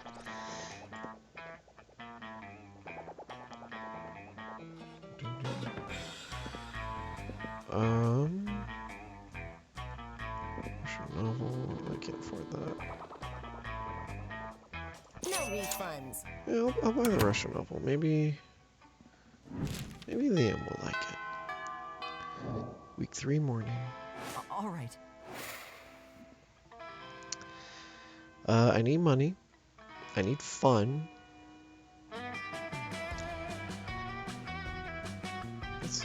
Let's just focus. Let's go to class. That day, you learn a ton of spells that are all as cool as they are seemingly useless. A spell to renew sticker stickiness. A spell to turn chocolate and vanilla ice cream into vanilla and chocolate ice cream. A spell to gain +2 smarts. You actually use that last spell and you gain +2 smarts. You're packing your stuff after class when suddenly, Coach bursts in with Vera and Liam under his arms. Emergency, you two, emergency! This student is failing the killing stare class. Vera, Liam, you're the best students in that class. You've got to help him pass. Excuse me? I can't possibly waste my time on this. My time is valuable. You'll be receiving an invoice. See, you already agree on something. I can feel the teamwork flowing like melted butter over the lobster of success. And because motivation is the carrot on the stick of victory, I'm going to lock all 4 of us in this classroom until the student gives us the best killing stare in the whole school. Ugh, okay, show us what you got and do it quickly, alright? You're ready to give your best killing stare. You focus as hard as you can. It looks as if you were trying to poop with all your heart. Not exactly a killing stare. Okay, let's start your training. The 3 of you do a lot of crazy training while an inspirational song plays out of nowhere. It's all very motivational. After a 30-second sequence, night has already come, and all of you are covered in sweat. Damn, so intense. Fucking training sequences. Time to escape this torment. Give us a true killing stare, unless you want to slave the rest of your days in the cocaine mines. That's right, I'll stuff a bunch of cocaine in a mine and make you dig it out just to torment you. You dig down to the bottom of your soul and bust out a look so fabulous it slays, or an ordinary pocket watch where you use to hypnotize Liam into liking something uncool.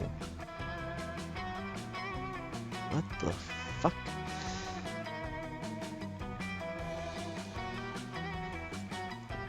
Pocket watch. You lock eyes with Liam, still your mind, tense your muscles, and whisper, Nickelback is rad. Nickelback is rad. Liam faints. This was amazing. You hypnotized them. Come with me. I have certain associates that need persuasion. What happened? I had a weird dream that I was brain dead or something. Why are you happy? Is it over? Did you do it? Yes, we're free. This one is a prodigy of hypnosis. We're going to do great things with you. Finally, this ordeal is over.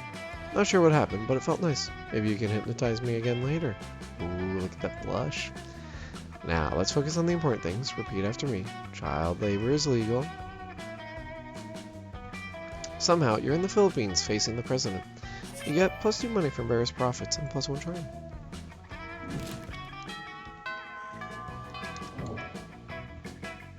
All right. Oh, I haven't talked with Coach during lunch yet. Let's go here. You're about to take the first bite of your delicious cafeteria lunch when Coach appears out of nowhere. Stop! You can't eat that! You're not warmed up yet. Do you want to strain your jaw, sprain your esophagus, pull your intestines? I thought I taught you kids better than this. Come on, stand up. Let's get our food on. You look disappointed. Don't worry, little buddy. I'll let you choose the workout. We've got 2 options. An absolutely ridiculous number of push-ups or playing with your food. Specifically, playing football with your food. I don't want to ruin the food. I'll do push-ups. A monster after my own heart. Let's push up! You and Coach drop to the floor and embark on an anesthesiological journey from which there is no return. Within minutes, your mind is a push-up filled void. Within the hour, you have left your body. You die. You meet God. You're impressed by how many push-ups you can do. You go back to your body so you can do more push-ups. You realize it is not your body you're pushing up, but the entire world. Seems like centuries, but only 19 minutes have passed when you regain consciousness. Enlarged in spirit and in bicep, you gain +4 boldness. Back in the positive. It's good. All right. Let's see. Don't have money, but she's in the library, so I can't get money. So let's go to class. That day, your teacher delivers an amazing and creative performance that blows all your minds. It ends up being a sensation on YouTube.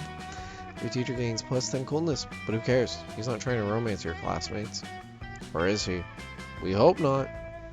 Oh, you also gain +2 smarts. Hooray! Later, you see Liam scrolling through his phone, looking like the embodiment of annoying. Hey, Evan, what are you doing? Stalking classmates for romantic purposes and offering rather absurd advice? Magnificent. I could use some rather absurd advice. I was exchanging messages with a rare cola on this dating site, and all was going well for a time. But I've grown tired of our exchanges. He's a bit clingy, and being clingy is my 7th biggest turnoff. Right between sarcasm and illiteracy and actually being a pickle and not a person. Hold up.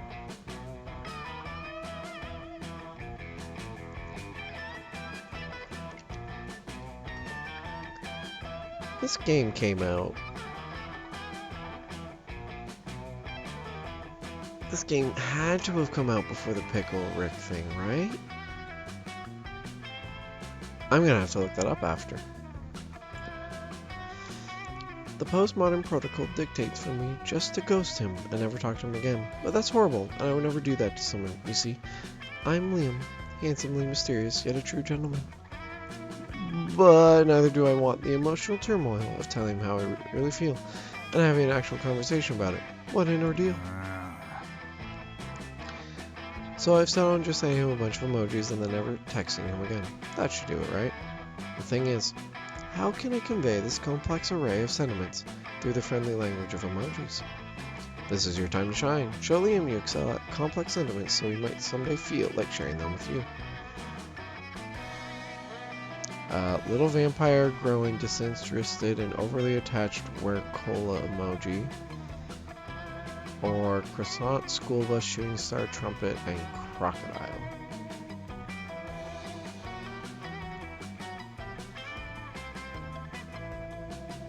Like, these are actual emojis.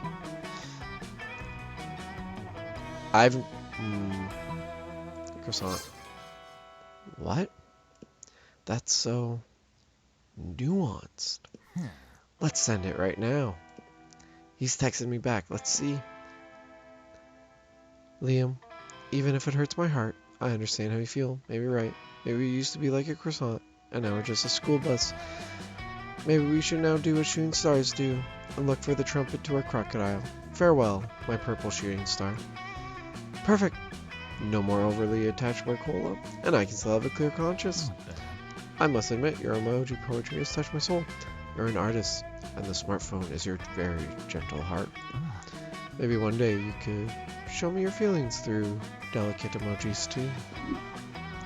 You were basically so nervous that you selected a bunch of emojis at random, but it worked. Sweet. And who knows? Maybe Liam is the trumpet to your crocodile. You gain +2 charm and +1 creativity. Week 4 morning. All right. Yeah, let's make some money. Manage your start kicker. Gain 2 money. Scott strolls by, happily munching on something. Liam gapes at him, appalled. What on earth are you eating, Scott? This delicious new flavor of Fangel's potato chips. Maximum ultimate double barbecue massacre. Really? Because it looks like a raw severed goat head inside a cardboard tube. Oh, yeah, I guess it does. Could have sworn it was potato chip. Still tasty though. Tasty. Tasty. Does wanton environmental destruction sound tasty to you? I don't know. Is that a kind of jerky? No, Scott. Don't you realize that in order to harvest those goat heads, Fangels and Co. decapitate millions of innocent goats every year? But what do they do with the bodies of the goats? Nothing. It's a horrendously wasteful practice. Oh no. All those headless goat bodies running around and bumping into things. We have to stop them. Wait. Really? I was just trying to make you feel guilty. I didn't actually have a plan of action, but if someone were to suggest one...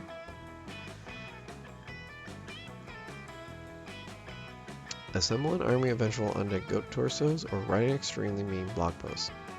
Blog post. But how can a blog post cause any kind of meaningful... Quiet, Scott. I've been training my entire life for this. Liam whips out a tablet with "This machine kills fascists" written on it and gets to work. The blog post he writes is so incendiary the Monstropolis Fire Department has to send digital firefighters to spout out all the flame emojis. Fangos is forced to recall their maximum malta meat double barbecue massacre flavor just to prevent the internet from burning down. Scott bids a tearful goodbye to his cardboard tube full of goat head, but you all agree it's for the best. You gain +2 smarts and +1 creativity.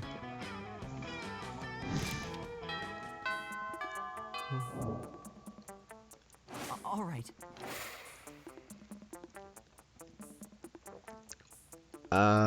Prince or Liam?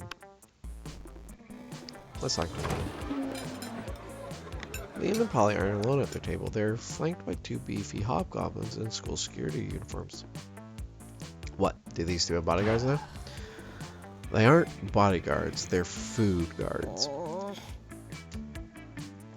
Principal Giant Spider found out we weren't eating during lunch, so he assigned guards to us because he thinks we have an eating disorder. And we do have an eating disorder. It's called being dead. Except it's not an eating disorder, it's an identity and a lifestyle. Death style. Whatever. The point is that they won't let us leave until we've eaten our food. Which will be never. And I have a meeting of the Smug Superiority Club to conduct next period. I can't be late.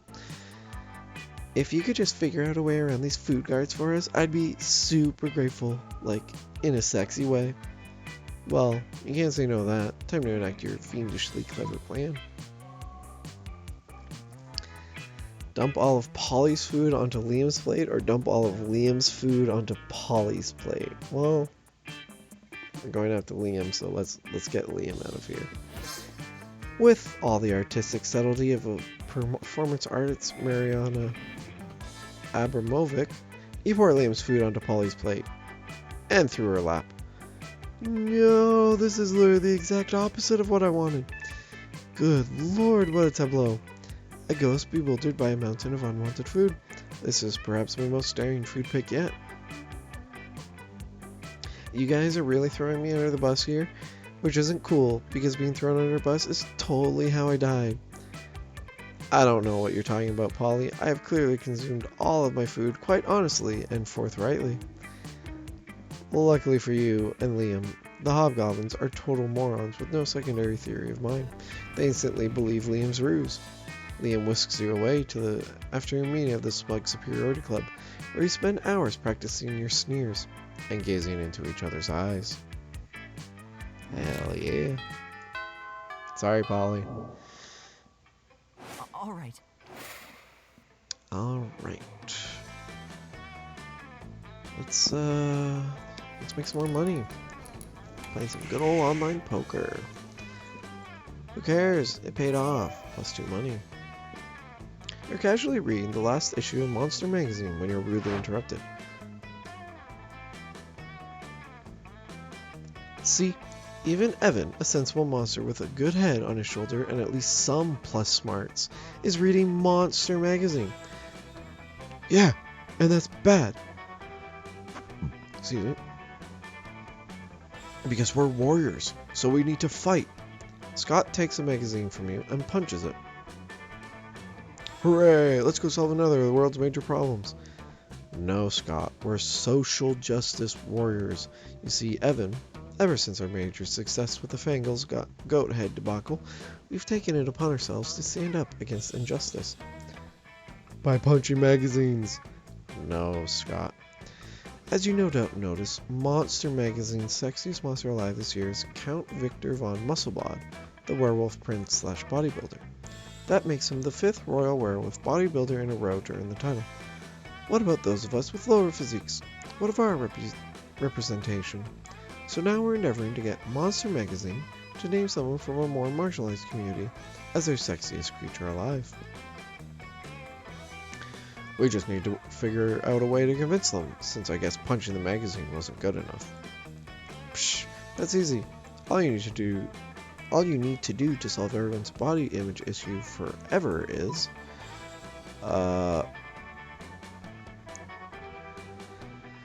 lean heavily into the warrior part, storm Monster Magazine, and hold the editor-in-chief captive until he promises to stop exclusively promoting one aesthetic as the pinnacle of monster sexiness, or make our own version of the magazine featuring a three-winged chupacabra on the cover. What's a brilliant idea!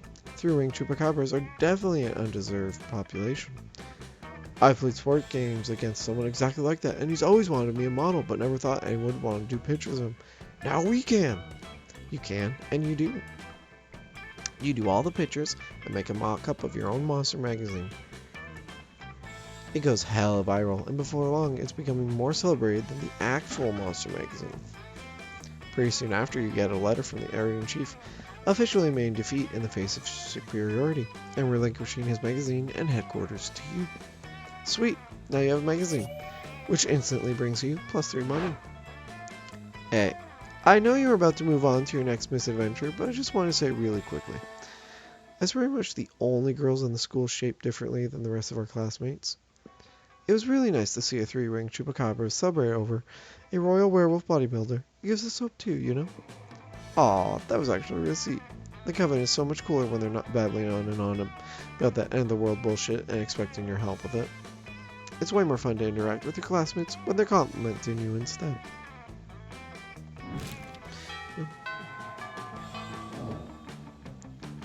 All right. Alright, we got quite a bit of money now. What's up? So let's see what we can buy you. Buy. Blah, blah, blah. No, the penguin mask is 10.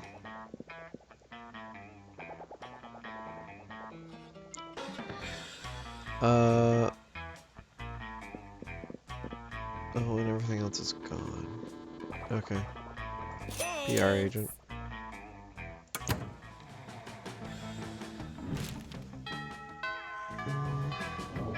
Probably should have saved it for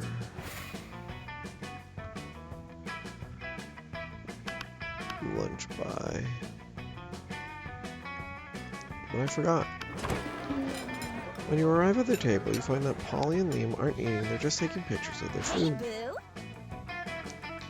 Welcome to the don't need to eat, so we just take dope food pick zone, baby. We believe that food, like heavy construction machinery, should be seen and not tasted. Yeah, I mean, have you ever tasted heavy construction machinery? Have you? I don't know, maybe. My weekends are usually kind of a blur, like last Saturday. There will be plenty of time to chronicle your sex exploits later, Polly. Right now, we need to focus on these food pics. While Liam and Polly were busy bantering, you were busily arranging a dope food pic of your own. And now, to complete your masterpiece. A food pic, but instead of food, it's just a bottle of whiskey with ketchup on it. Or, a food pic of Liam taking a food pic. So meta. You level your phone at Liam just as he's about to snap a food pic, but his vampire reflexes are too quick for you. Ha! Trying to out-meta the MetaMaster, are you? We'll see about that. Liam levels his phone at Polly just as she's about to take a food pic. Now you're taking a food pic of a food pic of a food pic. Well, are we pointing our phones at each other now? I want to play too. Suddenly, Polly's got her phone pointing at you. It's a food pic of a food pic of a food pic of a food pic of a food pic of a food pic of a... We've done it! We've created the meta triangle! The most meta shape in existence. This is our finest hour. The world around you dissolves into green columns of numbers and letters. You've done it. You can see the code. You are the one. The primary of the video game you are in awards you by raising your relationship points with the character known as Liam. Hell yeah. All right.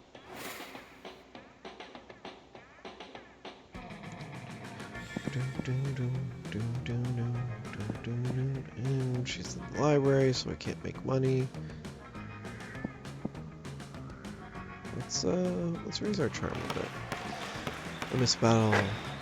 Fellow player, utterly discouraged. +2 charm. Of course, Liam got eliminated way early and has been sitting on the bleachers ever since. When you go over and ask him if he's okay, he snorts.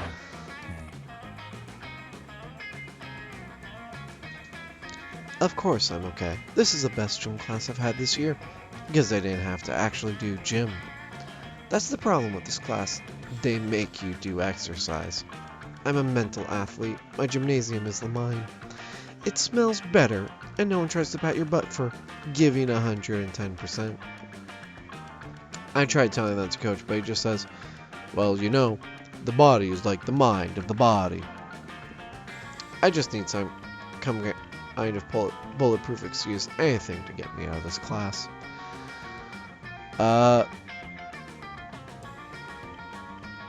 Turn into a cloud of translucent mist, or tell him you're dead.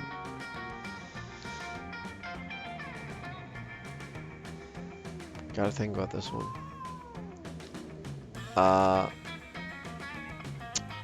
He is dead, but I feel like Coach wouldn't understand that.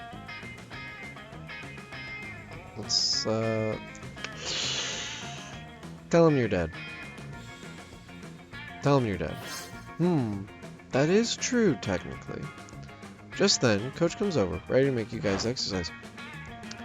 Alright, kids, you know what I always say. You either pump the iron or the iron pumps you. And getting pumped by iron sounds like it's probably bad. So let's do the other one. Oh, wow. Sorry, Coach. I'd love to, but, well, I seem to be dead. Feel my pulse? By Jove. You're right. You really are dead. A dead man can't build tight biceps. A dead man can't gain muscle mass at all.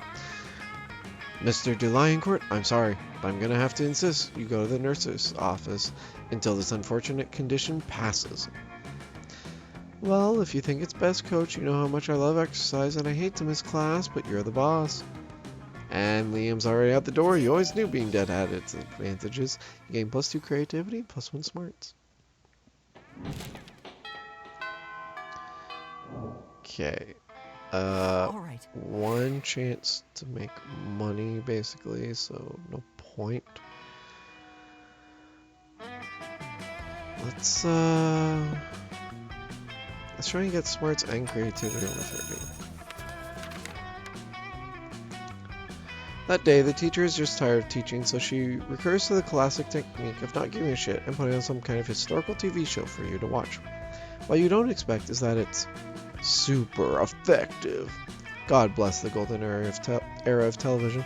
The TV show is compelling thanks to the ridiculous amount of nudity and bloodshed, but at the same time, you actually learn a lot about history. You gain +2 smarts. At the end of class, the teacher passes back your quizzes from last week.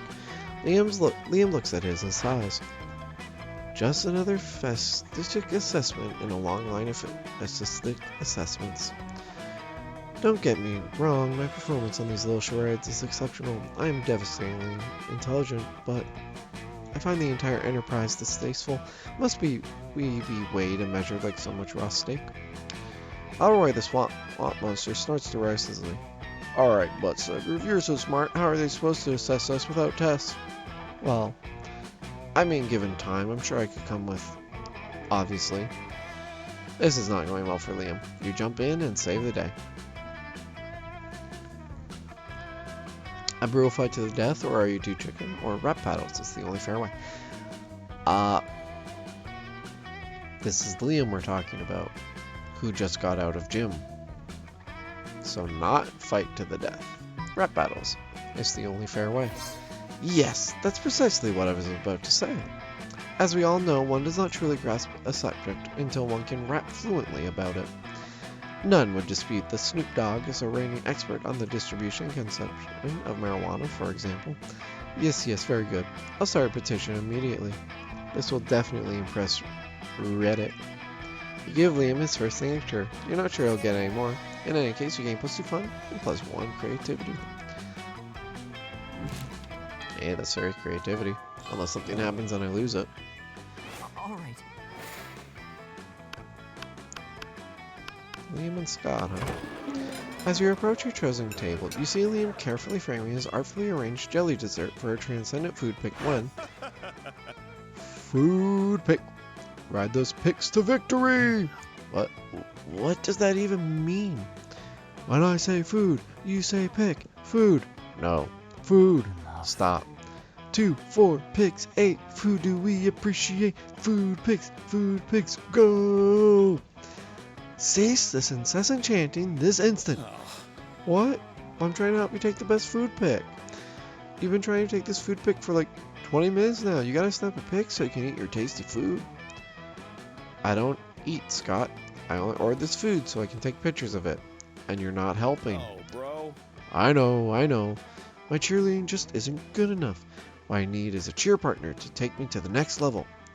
No, what you need is a swift kick in the... But it's too late. Scott has already chosen you as his cheer partner. Now it's up to you what the two of you will do.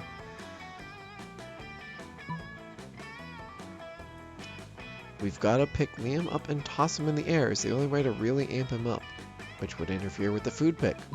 Liam's food picks are art, so we got to use art to cheer him on. The quiet art of mime.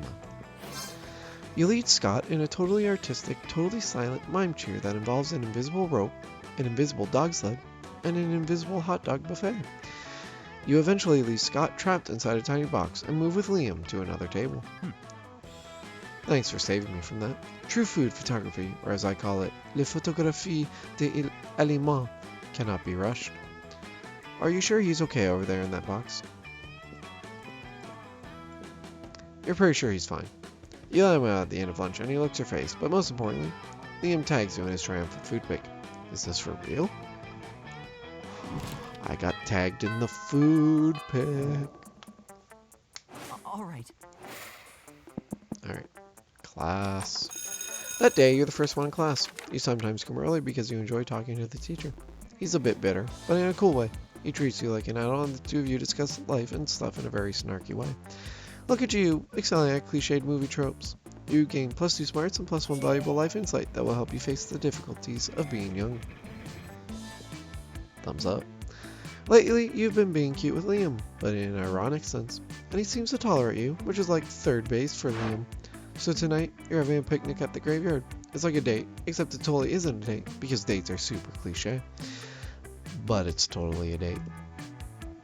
It's time. You're gonna kiss him. You practice a lot with your pillow, which might or might not be a body pillow.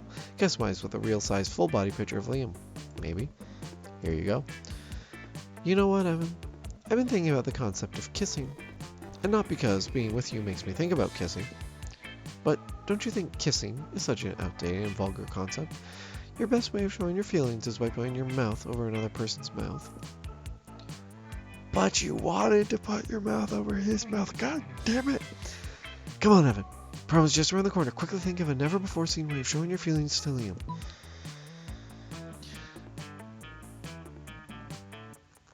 Don't show your feelings, sing your feelings, or being figurative is for cowards. Real winners are always literal. Show Liam your feelings. I don't have the boldness to show Liam my feelings, so we're gonna sing. You burst... Oh. Achievement unlocked, true to yourself. You burst into a very charming song. It's so charming that the people surrounding you all join in, and they all appear to be professional singers. From the ravens in the dead trees to the people visiting the graves of their loved ones. Just wow. I thought showing your feelings was cheesy, but this is so cheesy that it's kind of cool. The caretaker of the graveyard comes to kick you out for making a ruckus. And then you start a second song, and the keeper can't help but join in too. What's this? You can control minds just by singing? I must admit, that's quite impressive. To test your ability, Liam makes you sing many more songs. You suspect he has ulterior reasons, like maybe enjoying them? This realization gives you +2 fun and +1 charm. The Monster Prom draws near. Alright, Liam. It's time. You and me. Alright. You finally pluck up your courage and ask your beloved to go to Monster Prom with you. Prom? That's so kish and cliche. That it's actually hip. Yeah, let's go to prom together. What a retro thing to do, right? I can wear a tuxedo and all. It's gonna be wonderful, How ironic. but in an ironic way. You're not bad. I'm not bad. Casanova. Prom night was beautiful. For once, Liam seemed relaxed, without feeling the need to act cool. He put all his mysterious posing aside and told you a bit about the time he spent as part of the coven, and about when he was in a K-pop band. You told him you admire that about him, how he has no issue trying new things, as wacky as they might sound. He smiled and told you that when you're immortal, you need to explore life to its fullest, and always be eager to discover new things you might like. Then he said, and you know what? Coming to prom with you has turned to be a new thing I seem to like very much.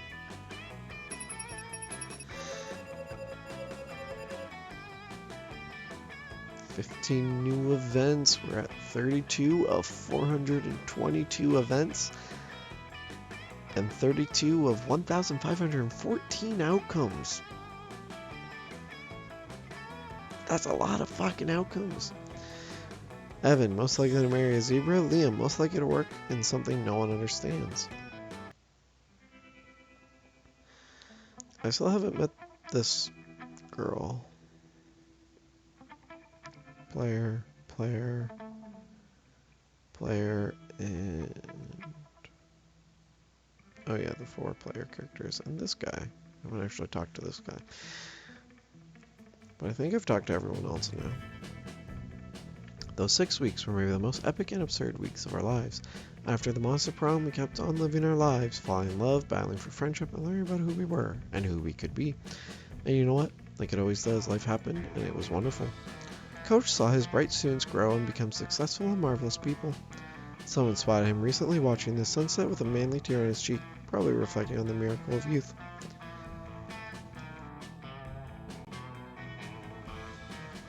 Liam started an iconoclastic band that broke all conventions. Their latest album has been a hit. It has no songs at all. The album is actually just a banana set on fire. And be sure, Liam doesn't care if you don't get it. Scott became a world-renowned athlete, but he ended his career to come back to his hometown and take on the job of the athlete he admired the most. Now he's back at high school again, working as the coach. For those 6 weeks, the Monster Prom seemed larger than life, and then it was gone just like that. The battle for Monster Prom might have ended then, but there were plenty of battles left in that war called youth. But once again, we were young and unafraid, and we were ready to start.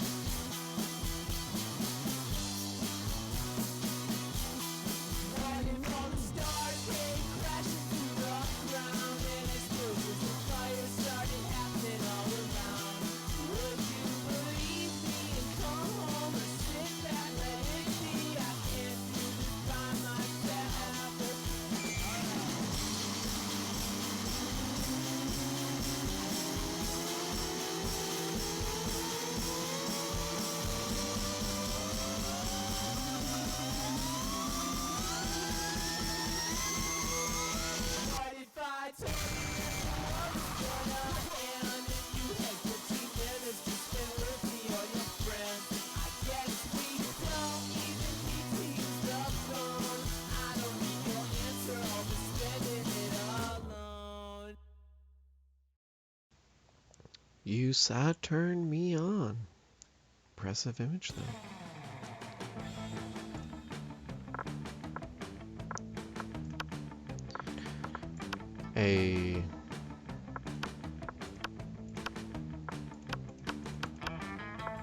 Very nice.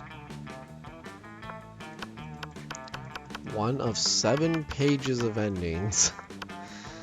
Polaroids.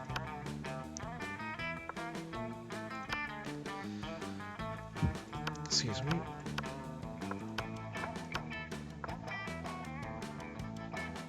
Impressive hoagie, though. Oh, is there a different Polaroid depending on who you finish as? Or did that say variation on it?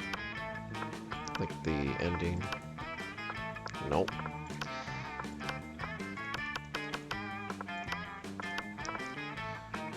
Uh-oh.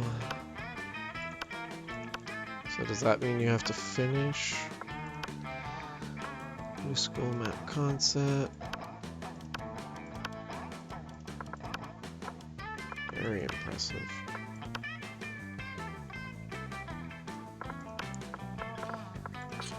Alright. Mod tool, huh? No thanks.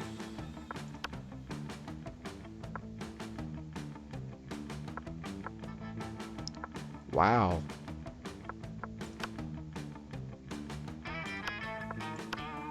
Actually, huh.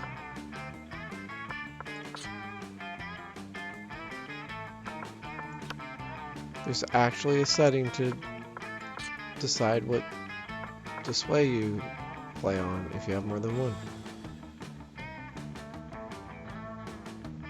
It's really impressive. Alright, but that's going to be it for tonight. I had a lot of fun. Met some fun new friends. Explored a new world. And happy Valentine's Day. Let's go raid somebody. And I think I know exactly who I want to raid.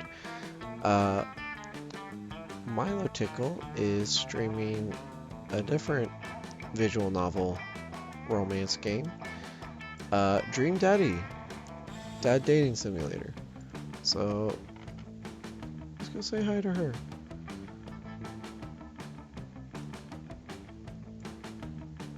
If you enjoyed watching me play Monster Prom, you are going to enjoy watching her play Dream Daddy, a Dad Dating Simulator.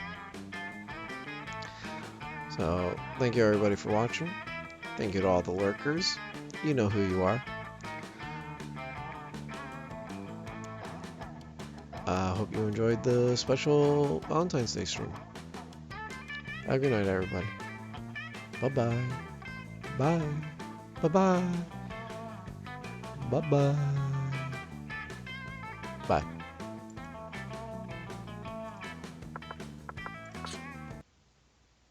To fall, watching you stand. Another rain. Elevator. Thank you for the rain. Oh, Jesus Christ. Oh, afraid to fall, watching you.